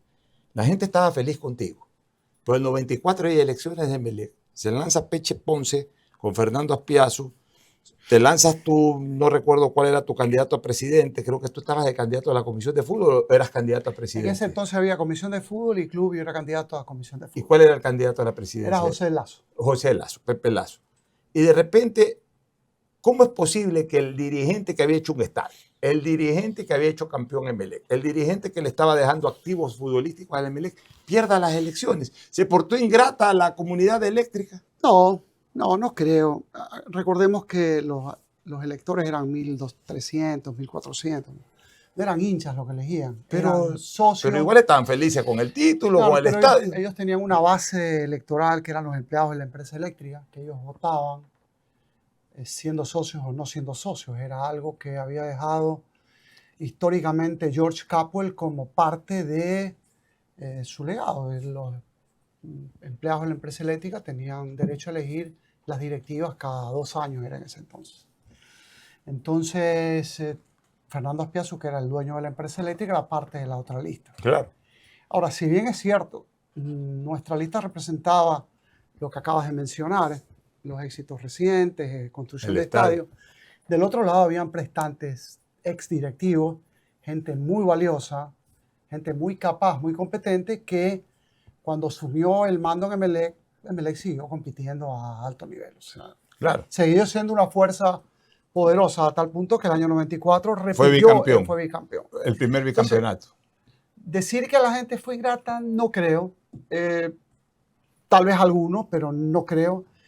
Que decidió mal, no creo, porque estaban gente valiosa. Había del otro lado Fernando Aspiazu, Enrique Ponce, Peche. Estaba Ricardo Ponce, estaba Gianni Garibaldi, estaba uno de los de Azul, también estuvo, estaba Pepe Antón, había gente capaz, o sea, no era una lista. Y además amigos tuyos todos. Claro, era una lista de gente valiosa. Pero Nassif, ¿por qué te hago esta pregunta? Porque, perfecto, tú pierdes las elecciones, o sea, pierde Pepe Lazo. Quizás a Pepe pero le fue faltaba... bueno para mí, ¿eh? Ya, pero... Al final fue muy bueno. Claro, creo que si no hubiera perdido esas elecciones, lo que siguió después con tu mis empresa, proyectos, con tus personas, no hubiera sucedido, ya. no hubiera ocurrido. Quizás le faltó un poco más de volumen también a Pepe Lazo, que una gran persona, un gran ejecutivo, pero no tenía la dimensión dentro del fútbol que tenían Fernando Aspiazu, que tenía Peche Ponce. Obviamente tú le dabas aquí el peso a esa lista, pero a él le faltaba un poco más y por eso también pudo haberse dado esta situación. Pero la lista era potente, estaba Juan Dumet, que era empresa Juan El Guri, estaba Celine Dumet, que es un empresario muy potente también, no eran conocidos. Es que ahí está. No eran conocidos, pero había un respaldo económico muy fuerte, sí, para Emelec. Pero tampoco nosotros utilizábamos el club como una pantalla para banderearnos y decir que somos económicamente más o menos. Nuestra campaña estaba basada en lo que habíamos hecho. Y también es cierto, cuando me preguntaba a mí qué iba a traer, mi respuesta era sincera, no voy a traer absolutamente nada. Pepo, se va a repetir el mismo equipo y si traemos 1 o 2, bueno, o sea. Del otro lado ponía en una lista a Ivo Basay y a Alex Aguinada, que decían que iban a venir si era ganador. Bueno, pues trajeron... Fernando Aspiazu, no, a Ivo Basay y Aguinada no vinieron. No, pero trajeron al Almada, que era goleador de la Copa, Edu, claro, Walter Pico, que había sido el jugador sensación del fútbol argentino. Con capacidad financiera, claro, no eran pintados. Sí, pero ellos vendieron la idea de que grandes jugadores y sí los trajeron. Poderoso, y la gente optó por darles el voto. Y ni en las siguientes elecciones yo tampoco he dicho voy a traer esto, o vamos a fichar esto, o vamos a hacer o sea, cualquier cosa. Tú siempre le dijiste a la gente lo que ibas a hacer. No, nunca le dije ni siquiera lo que iba a hacer. No le decía nada. O sea, esa es mi forma de ser, porque no me puedo comprometer a hacer ofertas que mañana no voy a cumplir. No puedes cumplir. Y no puedo... En primer lugar, yo siento que yo valgo la pena. Entonces, no tengo que ofrecer nada. Así es. Que venga carnetizado por un superjugador o por un super técnico o por un gran estadio. Ahora, el momento que yo me incorporo en un proyecto, debo valerme por mí mismo, hablar por mí mismo y no por los demás. Ya. Y tengo que hablar con la verdad. Claro, pero viene el año 94, Emelec es bicampeón, pero a partir del año 94 Nassif Neme desaparece del fútbol. Te dedicaste exclusivamente a tus empresas. Claro, sí, me fui a vivir a Estados Unidos. Te fuiste a vivir a Estados Unidos. A hacer empresa allá, montamos una compañía allá que no hubiera sido posible. Y te desconectaste totalmente del fútbol. Pero no fue por el resentimiento, sino porque decidiste cambiar. Tengo que virar la página y el país entra en crisis el año 98. 99. Se ahonda la crisis el año 99. Era una crisis de tal nivel que la mitad del sistema financiero cae, quiebran muchas empresas, se congelan los depósitos de mucha gente, no quiero hablar de nosotros, lo que pudieron haber o no congelado, se congelan los depósitos de muchas empresas y hace que una recesión gigantesca en consecuencia llegue al país. Nosotros despedimos un tercer turno de trabajo porque trabajábamos 24 horas y ya nos empezábamos a cuestionar. Ya no podemos estar la gente por gusto, ¿no? Vamos a liquidar. Liquidamos el tercer turno. Luego nos toca meses después liquidar el segundo turno de trabajo. Nadie compraba ni vendía nada, porque como no había circulante en el sistema, la única forma de transaccionar era con los famosos CDR, los certificados de pasivo garantizado. No éramos exportadores en ese momento, hay que poner eso en contexto. Entonces, ya cuando estábamos con un turno, yo planteo en junta directiva de la compañía, la única solución es buscar mercados afuera. Estoy dispuesto a irme. Ya mis 2 hijos mayores estudiaban en Boston. Te fuiste a Estados Unidos. Yo voy a montar la empresa, voy a buscar mercados afuera y encontrando mercados afuera no vamos a tener que seguir despidiendo gente, porque al final, cuando quieres montar una empresa, montar una industria, una fábrica, las máquinas las compras en catálogo, lo mismo que compras tú, lo compro yo. Lo puedo comprar al señor que está ahí. Sí. Para construir los edificios, contratas a un ingeniero y yo contrato a otro y podemos hacer el mismo edificio, total, mezclamos hierro y cemento y hacemos el mismo edificio, pero el conocimiento, el know-how, la capacidad tecnológica, la tiene la gente. Así es. No es tan fácil que te vas tú y traigo al otro y tiene tu conocimiento, ya no lo tiene. El que viene ya no lo tiene. Entonces, nuestro punto de partida es, nosotros de gente ya no nos podemos desprender, porque la gente al final cuando se va se lleva el conocimiento. Bueno, pues te fuiste Entonces me voy a buscar mercados, monto una empresa en Estados Unidos, empezamos a exportar y recuperamos a la mayoría de los que habíamos liquidado. Los volvimos para que vuelvan a trabajar, la gran mayoría, porque ya empezamos a poder trabajar no un turno, sino 2 y luego 3. Bueno, y crees Electrocables ya con tu dedicación. Esto no hubiera sido posible si hubiera estado en Así es. Pero te fuiste tú a Estados Unidos, pero se queda el fantasma Neme en Emelec, porque Emelec por ahí tuvo buenos, malos momentos, repitió otro bicampeonato manejado por Omar Quintana, pero en algún momento Emelec entraba en crisis y el fantasma Neme siempre estaba ahí, la gente, que vuelvan así, que vuelvan así. Y tú disfrutabas de eso, ¿o no? No, primero cuando sucedía, estaba en Estados Unidos, no tenía cómo sentirlo. Y cuando estuve acá, sí, bueno, era perturbador ver a Emelec mal, no después. ¿Y por qué decides volver? El 2009. Me lo piden, realmente me lo piden el Ñato García, me va a buscar el Ñato. Tras un 2008 fatal de Emelec. Me va a buscar Elías Guate, Eduardo Adún. Presidente era Elías. Presidente era Elías. Entonces, esto fue ya septiembre, octubre, y Yanni Garibaldi. Me van a buscar y yo no tenía ninguna intención de volver. Le digo, mira, Te fueron a ver Electrocables. Me pidieron una reunión y nos reunimos en la casa de Yanni Garibaldi. Luego, queremos que tomes Emelec. Yo no quería, la verdad, pero puse condiciones que eran, estas condiciones son inaceptables. Mis condiciones son estas, pero eran condiciones imposibles. O sea, esto no lo van a aceptar, así que se los planteo y se quedan con esa o esa tusa y ya, si no lo puedes resolver, lo siento. Pero el día siguiente me llaman a una reunión y todas las condiciones las aceptaron.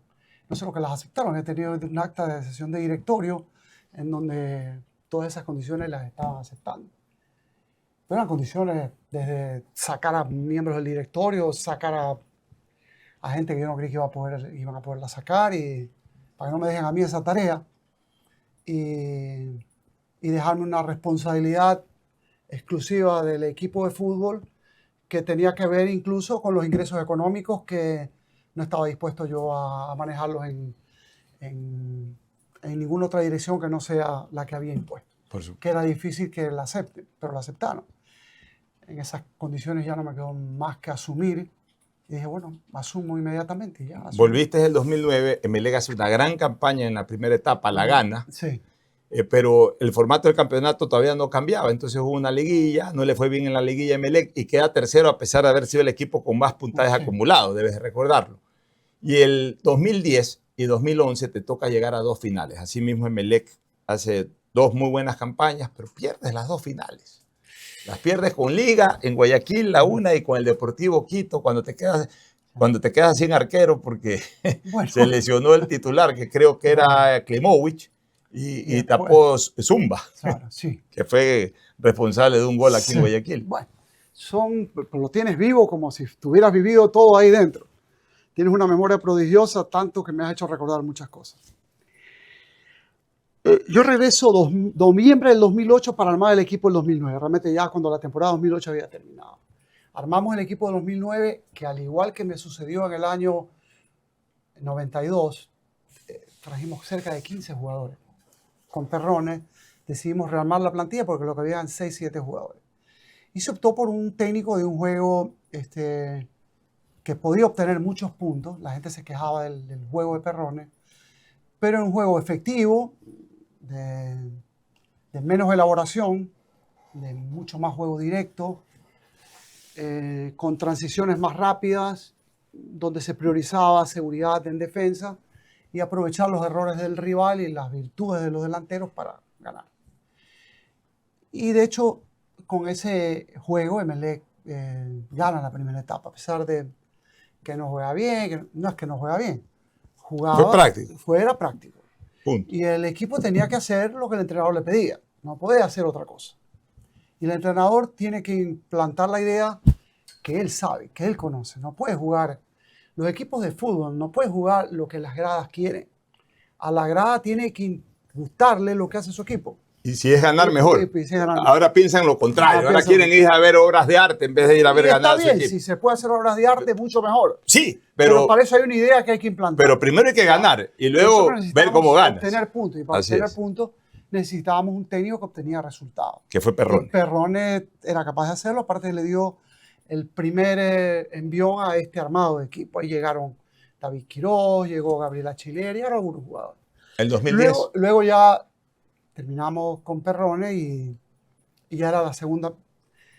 Tenía por lo menos el espaldarazo que me había dado lograr clasificar a Sudamericana y Libertadores con Perrone. Así que podía irme otra vez por un técnico de esos que la gente dice, ¿y dónde salió? Perrone lo conocía, todo el mundo lo quería porque había obtenido en Cuenca el subcampeonato el año inmediato anterior. Así que yo a Sampaoli lo he visto muchas veces dirigiendo capitán coronel Bolognesi en Lima, dirigiendo... O sea, tú sí lo conocías a Sí, Sampaoli. ya lo he visto jugar. Había dirigiendo Higgins de Chile. Había tenido un pésimo paso por Sporting Cristal. Cristal era un complicado. Y estaba sin trabajo unos 4 meses. Yo me contacto con sus representantes, Diego Revaliati. Pactamos una reunión en Lima, viajo a Lima y el mismo día llegamos a un acuerdo antes de Navidades y se trajo a Jorge Sampaoli, que vino con beca Seche y asistente. Sí, Sebastián estuvo en ese momento me toca a mí hablar con los directivos, decirles, esto no es lo mismo, es un entrenador diferente, es un juego, es un fútbol que necesita ser más trabajado, no es un fútbol más básico, más sencillo, más fácil de capitalizar para los jugadores. Se comió 2 oleadas en Quito en la primera etapa. Los jugadores les costaba incorporar lo que Sampaoli les pedía. Sampaoli trabajaba mucho porque son ideas que aquí no existían. Entonces, ese juego que practicó Sampaoli, cortando las distancias con Capitano, tener una revolución ya de esta etapa. Entonces, Sampaoli todo el mundo lo quería sacar. Todo. Tú lo sostuviste. Lo sostenía porque el trabajo era su mejor carnet, era su carta de presentación y era lo que yo veía. Y el equipo, a la medida que fue incorporando lo que quería Sampaoli, empezó a ganar. Iba del puesto 10º, 8º que iba. Terminó primero. Ganó todos los partidos. Ganó 7, 8 partidos seguidos. Y terminó primero. Incluido el clásico que le gana 2-1 a Barcelona. Visitante. Pero dime una cosa, Nasif. En el 2010, ¿tú no sientes que le robaron los huevos al águila, como se dice? Tú siendo ya un dirigente ducho y todo, ¿no pudiste hacer nada para evitar el conflicto en camerino entre Elizaga y Sampaoli, que originó que Elizaga quede fuera de la final cuando era el arquero titular? No es que Klimovic fue responsable de los goles, pero Elizaga era el titular. ¿Qué pasó ahí? Yo te diría que como directivo tengo que asumir la responsabilidad, así hablando sinceramente. Por eso digo, le robaron los huevos al águila. No, porque yo estaba también de acuerdo en esa decisión. Que se queda fuera Elizaga. No fuera, pero que... O sea, fuera de la titularidad. Estaba de acuerdo, de hecho, no solo estaba de acuerdo, creo que era lo que debía hacer. ¿Pero qué pasó con Elizaga? Bueno, Elizaga, recordemos que tuvo una lesión muy fuerte. Pero venía tapando. Pero bueno, ya habían partidos anteriores que por su lesión, Elizaga después de cada partido tenían sesiones de recuperación de 2-3 días por su espalda. Y en los partidos esa lesión lo traicionaba y varios goles nos significaron perder partidos o perder la clasificación, como en el caso de la Sudamericana contra Bahí. Elizaga era un ganador, un jugador de mucha temperamento, quería ser titular como sea, cuidarse al máximo para jugar el domingo, pero ya la exigencia era otra cosa. Lanza Sampaoli a Klimovic y le dice a Elizaga, voy a darle la oportunidad a Javier, quiero ver mientras tú te recuperas, porque además era algo normal lo que decía Sampaoli. Recupérate mientras juegue el otro, pero Elizaga esas cosas no las quería asumir como posible. Y hubo conflicto ahí. Ahí nace el conflicto. Entonces, Sampaoli hizo 2 partidos, Klimovic hizo 2 partidos, fue figura en el arco. Fue figura. Y Sampaoli, por obvias razones, tenía el uno que fue figura y el otro que había tenido problemas físicos, y le comunica a Elizaga que el titular en las finales va a ser... Y eso no le gustó a Elizaga. Y eso no le gustó, y sí, se armó un conflicto en camerinos que no sé si nos costó o no, pero era una decisión que yo respaldaba, porque además siempre le decía al técnico, Elizaga está con problemas, yo veo no entrena lunes, no entrena martes, porque tiene que recuperarse. No vaya a ser que Elizaga justo para la final ya no está y llega Klimovic a tapar sin... Bueno, pero sin partido. Lo importante es que tú tuviste conocimiento y además compartías el criterio. Compartía el criterio porque había un jugador que estaba lesionado y necesitaba descansar, pero no tenía el mismo criterio Elizaga. Lo que me llevó a mí, al término de la temporada, a sentarme con Elizaga. Con Elizaga, decirle, gracias. Tú no terminó, gracias, vamos a terminar. ¿Terminaron bien o mal las relaciones? Terminamos bien porque el Quito me dijo que lo quería, lo transferimos, hicimos la operación. ¿Y tu relación personal con él buena? Bien, tal vez quedó con un poco de resentimiento, pero eso se disipó cuando lo trajimos como una de las ex estrellas de Emelec en el año 2017 para la segunda cena del recuerdo. Yo, con un jugador de fútbol, menos con los que han sido figuras, puedo mantener una discrepancia. Una discrepancia, porque al final los que en la historia la gente lo que recuerda son los protagonistas del campo de juego. Así es. Pero, y no puedo yo ponerme al nivel de discutir con quienes han sido protagonistas del campo de juego. Ya. Y de todas maneras a Nassib Neme le costó 2009, 2010 una final, 2011 otra final, 2012 ver a su máximo adversario ganar las 2 etapas y ser campeón. Y a tu 5º año al fin logras el primer torneo en Puerto Viejo. Sí. Y recuerdo haberte visto en la televisión con una emoción única, claro. A pesar de que el partido terminó empatado, pero eras campeón en ese momento. Volviste a ser campeón en Manta, digamos en Manabí. Fue bien trabajado ese título y fue con un equipo que se fue consolidando. Ya los cambios que se hacían de jugador eran de 2 o 3. Entonces ese equipo que estaba consolidado, trabajado, se cansó de salir campeón. Ganó las 2 etapas. 14, 15, 16. Bueno, Barcelona hizo un extraordinario campeonato. No logramos volver a ser campeones. Después el 17 volvió a ser campeón con 6 o 7 jugadores que se cambiaron. Esa estructura que tenía años de trabajo, sostenida en el tiempo, le significó a Emelec ganar muchos títulos y ser hoy el club en segundo lugar en títulos a nivel nacional. Así es. Y tú tienes un récord, Nassib, y yo siempre lo he señalado, porque a mí me gusta manejar también las estadísticas. Tú entre el 2010 y el 2018, mira, del 2010 al 2018, o eras primero o eras segundo. Mira, sí, eso sí lo tengo claro. De hecho, Emelec, desde el 2009 hasta el 2021, solo en 3 temporadas, incluyendo la del 2009, pero bueno. Las 2 de Barcelona y la del 2019 que no ganó. En 2 temporadas no llega a Copa Libertadores, porque el 2009 también llega a Copa Libertadores como tercero. Así es. No, y entonces, son 2 años que no se trepa al podio. Y a ver, y los únicos años o temporadas en que no ganaste, aunque sea una etapa, fue las 2 que ganó Barcelona y la del 2019 y 20. 20, nada más. Ya, sí, o sea, 4 temporadas, pero de 11, que no ganaste por lo menos una etapa.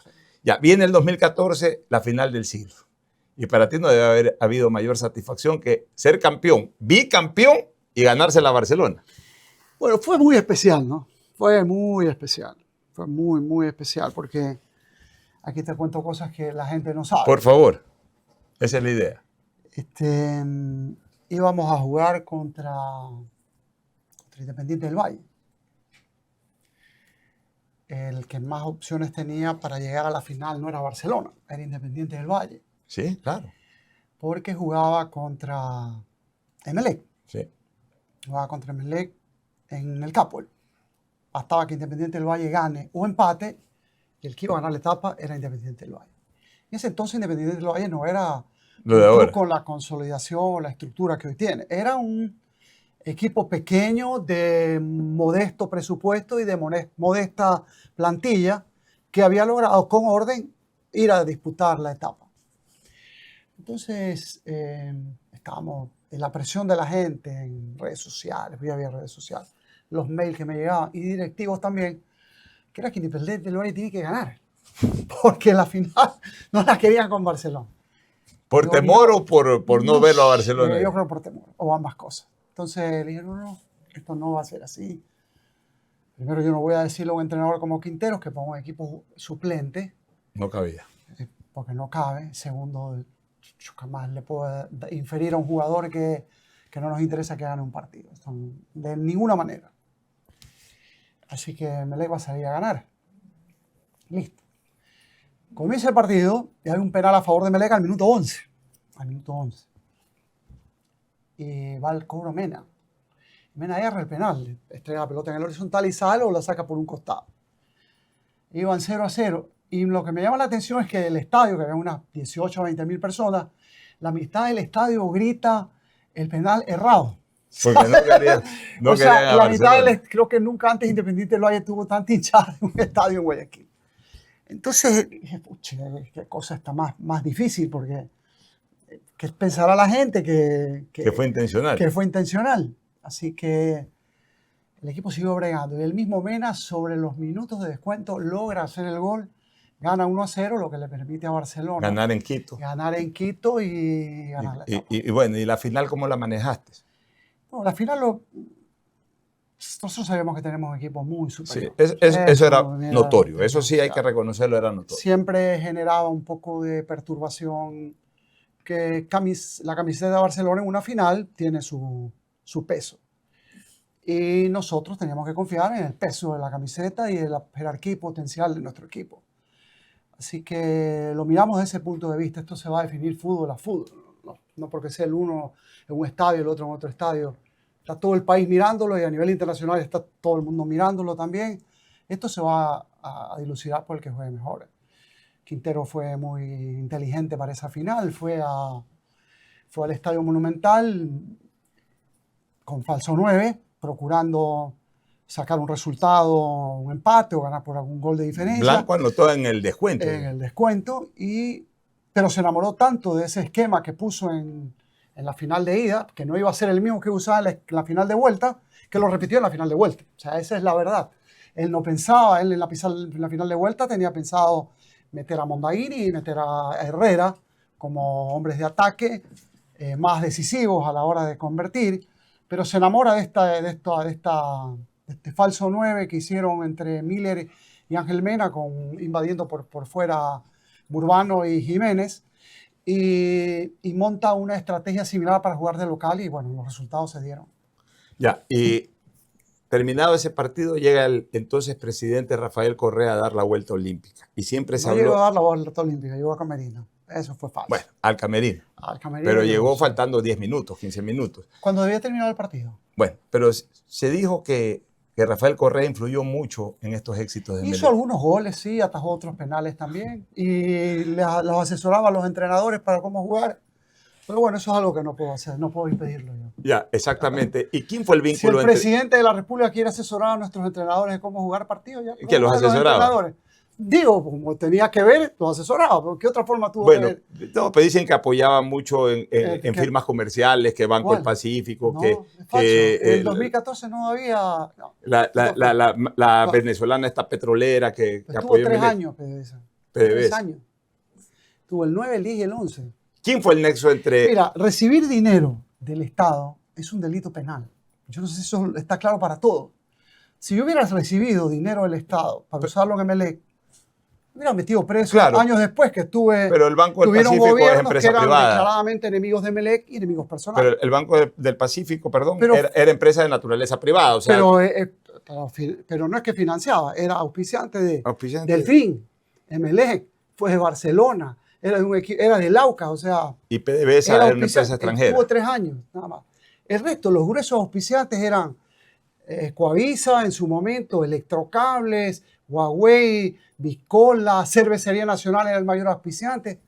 Se han inventado fábulas que solamente tendrían razón si Correa les decía cómo jugar a los entrenadores o a los jugadores, o si Correa atajaba los penales, porque plata no podía entregar.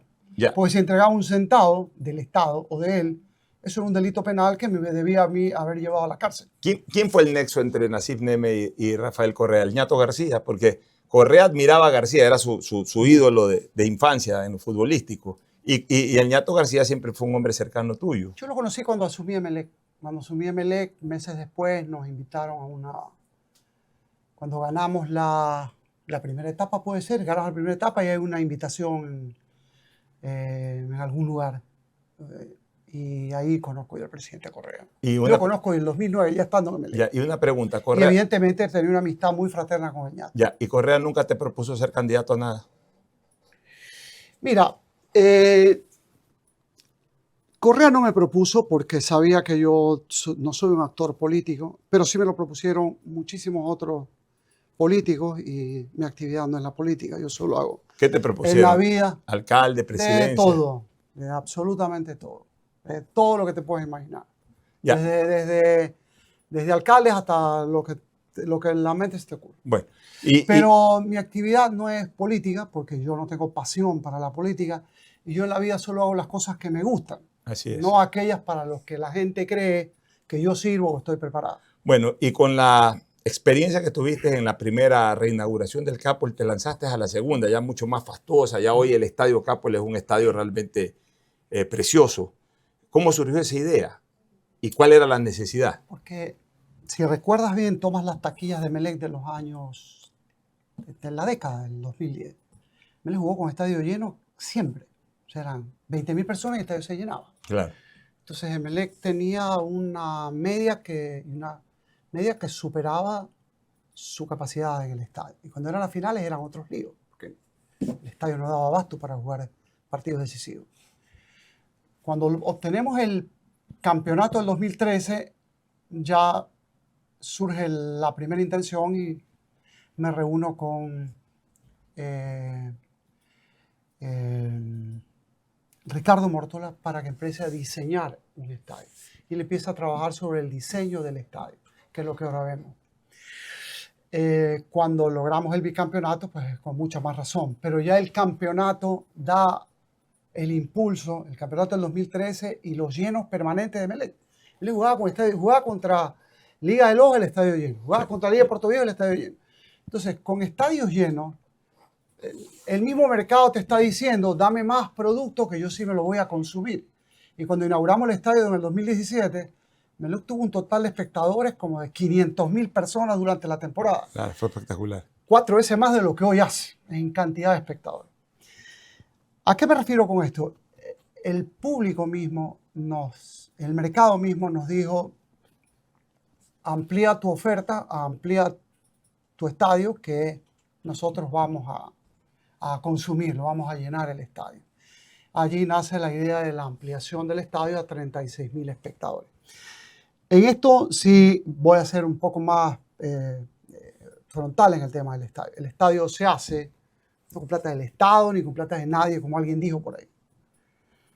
El estadio se hace con el esfuerzo de los emelexistas que compraron su suite, que eso aportó a ingresos cerca de 11 millones de dólares o un poco más, y con el remanente, la reserva por venta de jugadores, que se recaudaron en venta de jugadores más de 30 millones, de los cuales entre 12 y 14 fueron para la ampliación del Estadio Capol.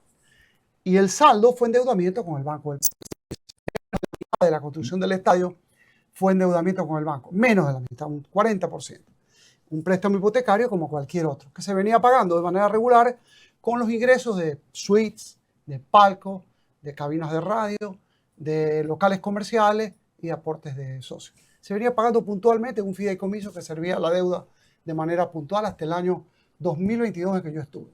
Luego lo que hicieron es materia de otro comentario y de otro momento, porque tendremos que empezar a hablar tan mal que esta entrevista ha sido tan bonita que no la vamos a dañar con esto. A intoxicar con lo mismo que se ha hablado. Así es, pero inauguras por segunda ocasión el estadio y por segunda ocasión no lo invitas a Barcelona. Traes un equipo de Nueva York, lo traes a Pirlo, pero no lo invitas a Barcelona. Solo equipo.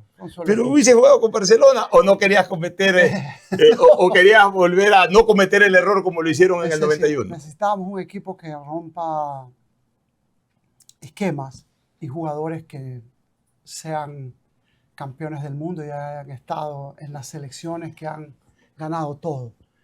Y no Villa. Pirlo. El MetroStar. El New York City. El New York City. Que forma parte del Manchester City. Claro. El Manchester City es propietario del New York City. Entonces, con el grupo City hicimos esta operación, la dirigió todo a mi hijo Luis, y cuando lo logró me dijo, tengo una gran noticia, han decidido aceptar nuestra propuesta y vienen. Y eso nos permitió vender entradas pues, a un precio mucho más alto en estadio para ese partido. Por recaudación de taquilla más derecho de televisión, Emelec hizo más de $1,5 millones. Lo que significó pagar al City quedó mucho más. Nassif, ya estamos por terminar la entrevista, pero te quiero hacer unas 2 o 3 preguntas más. Emelec armó un gran equipo del tricampeonato, pero quizás su mejor momento fue 14-15. Es decir, el equipo que le ganó a Barcelona a la final y el equipo que se retocó para el 2015 en donde se logró el tricampeonato. Estaba Mena, estaba Miller, Pedro Quiñones, los extranjeros, Jiménez, etc. Pero a todas luces se veía que Emelec podía pelear una opción de Copa Libertadores, pero que necesitaba un gran refuerzo en la defensa y no decidiste hacerlo. ¿Por qué? No sé si era un refuerzo en la defensa. Emelec defensivamente tenía... Pero en Internacional se sentía que le faltaba. A Guagua, que era un jugador espectacular. Tenía a Chilier. Detrás de ellos estaba Drer, el arquero. Nasuti. Pero Nasuti ya se había ido. No, Nasuti se va a mitad del 2014. Por eso, pues el 2015, la Copa Libertadores. Yo te hablo de la Copa Libertadores del 2015, que era la Copa en que los emelecistas tenían la esperanza de llegar incluso a disputarla. Personalmente, esa Copa estuvo cerca de Emelec. Para mí hubieron 3 eventos que significaron una piedra en el camino para que Emelec logre llegar a la final de esa Copa Libertadores. El primero, que Emelec no jugaba de local, no jugaba en su estadio. Emelec tenía que jugaba en Manta, en Puerto Viejo. Se andaba como gitano. Entonces, eso también le costaba al equipo hacer valer su localidad. Es muy distinto ser local que andar como gitano. Emelec no la jugó en su estadio, excepto un partido. Lo segundo, que para el partido de regreso con Tigres, que es el que nos deja afuera, porque ya le habíamos ganado a Tigres acá 1-0. El partido de regreso a Tigres, Emelec pierde 5 jugadores fundamentales, todos por fuera. Pierde a Urbano, pierde a Mondaini y Jiménez seguro, pierde a Fernández. Es decir, todo el juego exterior, tanto para tapar bandas como para atacar, Emelec lo pierde justo para ese partido. Y entre ellos también pierde a Chilier, que fue expulsado, me parece. Un jugador pierde por expulsión. El partido de regreso en México, hay un gol a los 3 minutos que nunca debió subir al marcador. Fue una pelota absurda, una pelota fácilmente rechazable para cualquiera de los que estaban en la defensa. ¿Te das cuenta que faltaba un defensa ahí? Y lo segundo es que el error del árbitro cuando Emelec anota el empate por Herrera, estaba plenamente habilitado Herrera. Estaba muy habilitado. Y luego, faltando 4 minutos, Tigres obtiene el segundo gol. Pero nosotros, lejos de agachar la cabeza o entristecernos, levantamos rápido y nos significó salir tricampeones. Así es. Así fue la historia. ¿Por qué se van a hacer ya de Emelec en el 2022? Porque la ley me impedía quedarme, esa es la verdad. Pero ahí no me iba a exponer, como se expusieron otros directivos, a que la gente me elija y organismos de poder estatal decidan públicamente destituirme. No estaba para ese tipo de vergüenza. Y finalmente, Nassif, Emelec está pasando por una dura crisis administrativa, incluso futbolística. Y mucha gente sueña con verlo volver a Nassif Neme. ¿Neme volverá o ya Neme se retiró para siempre del Eso fútbol? ya no es posible. Hoy, mira, el que lleva la crisis de Emelec sabemos que son los señores Pileggi, Avilés y quienes lo acompañaron. Guzmán al llegar hace lo básico, hace lo elemental. Va y se concentra en los dos problemas más graves. Fichajes en FIFA y problemas con Banco del Pacífico. Evitar que el embargo le impida usar el estadio. Ambos problemas los resuelve.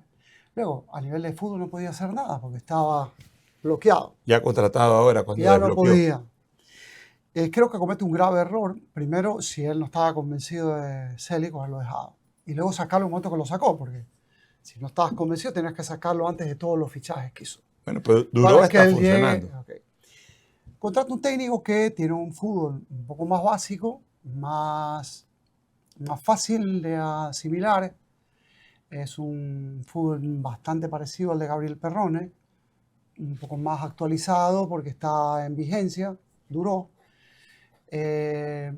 Conoce más a los jugadores porque él tuvo algunos de los que están ahí. Me parece que partiendo de esa base que ya tuvo esos jugadores, le aciertan.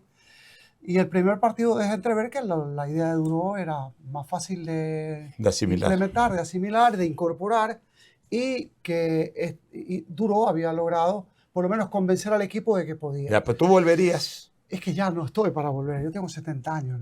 Ya no quieres Entonces, volver a ser yo dirigente. tengo que dedicarme a mis intereses, a mi familia. Lo que me queda de vida, que no sé cuánto es, sea para mí, para mi familia. No va a ser para Emelec ni para nadie más. Pero así La sea. gente no debe obsesionarse con estar en un sitio porque le ha ido bien.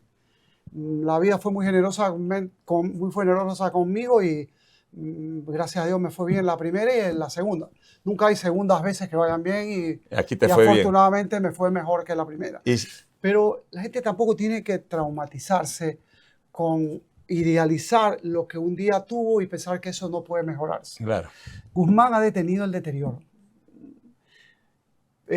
Añorar lo que sucedió años atrás, apenas 6, 7 años atrás, no es correcto y es injusto para quien hoy están dirigiendo el club.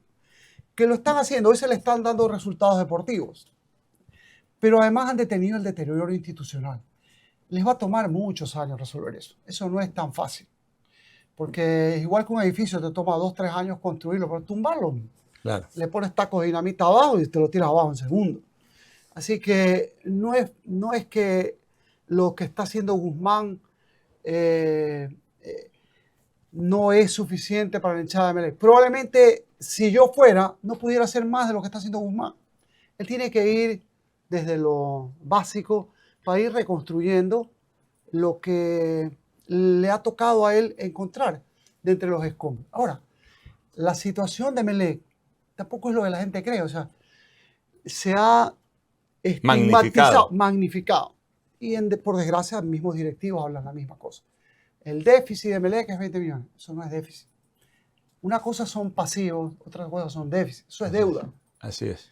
La deuda de Electrocal es 50 millones, pero no tiene déficit 50. No tiene ningún déficit, tiene rentabilidad anual. Tienes que irla pagando. Exactamente. El otro día había estado financiero, la deuda de Supermaxi es 200 millones.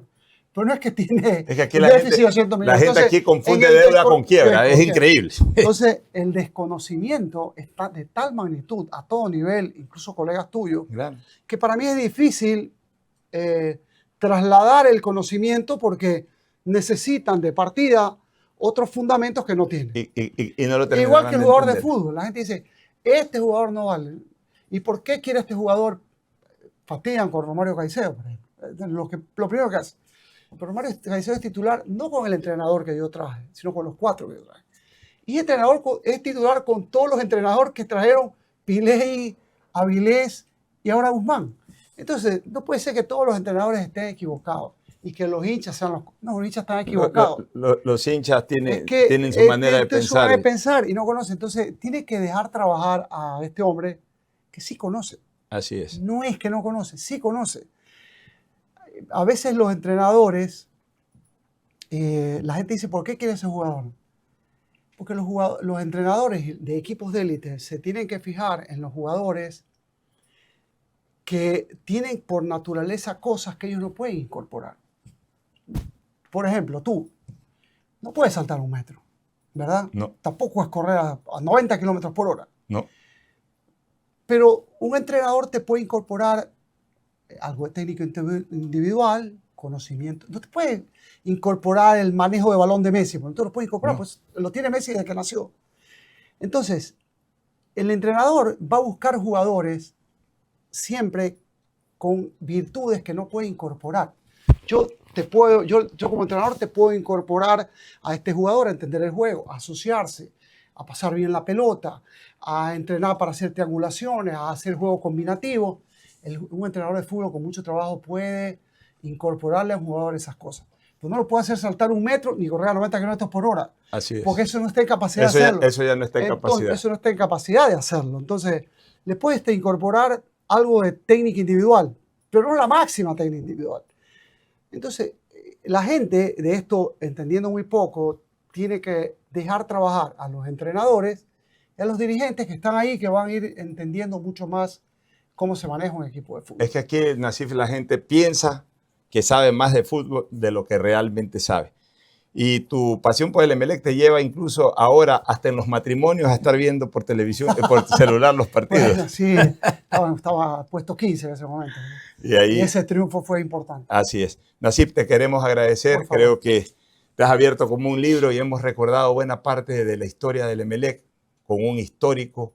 Y como decimos aquí, las personas que hicieron trascendencia y que hicieron historia tienen que venir a contar la historia. Muchas gracias, Nassif. Espero que te haya gustado la entrevista. Por favor, muchas gracias. No, por favor. Fue enriquecedora porque además la tuve con alguien que ha vivido lo mismo que yo.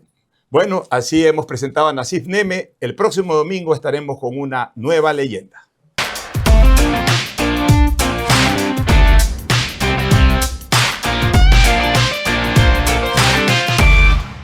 Con el auspicio de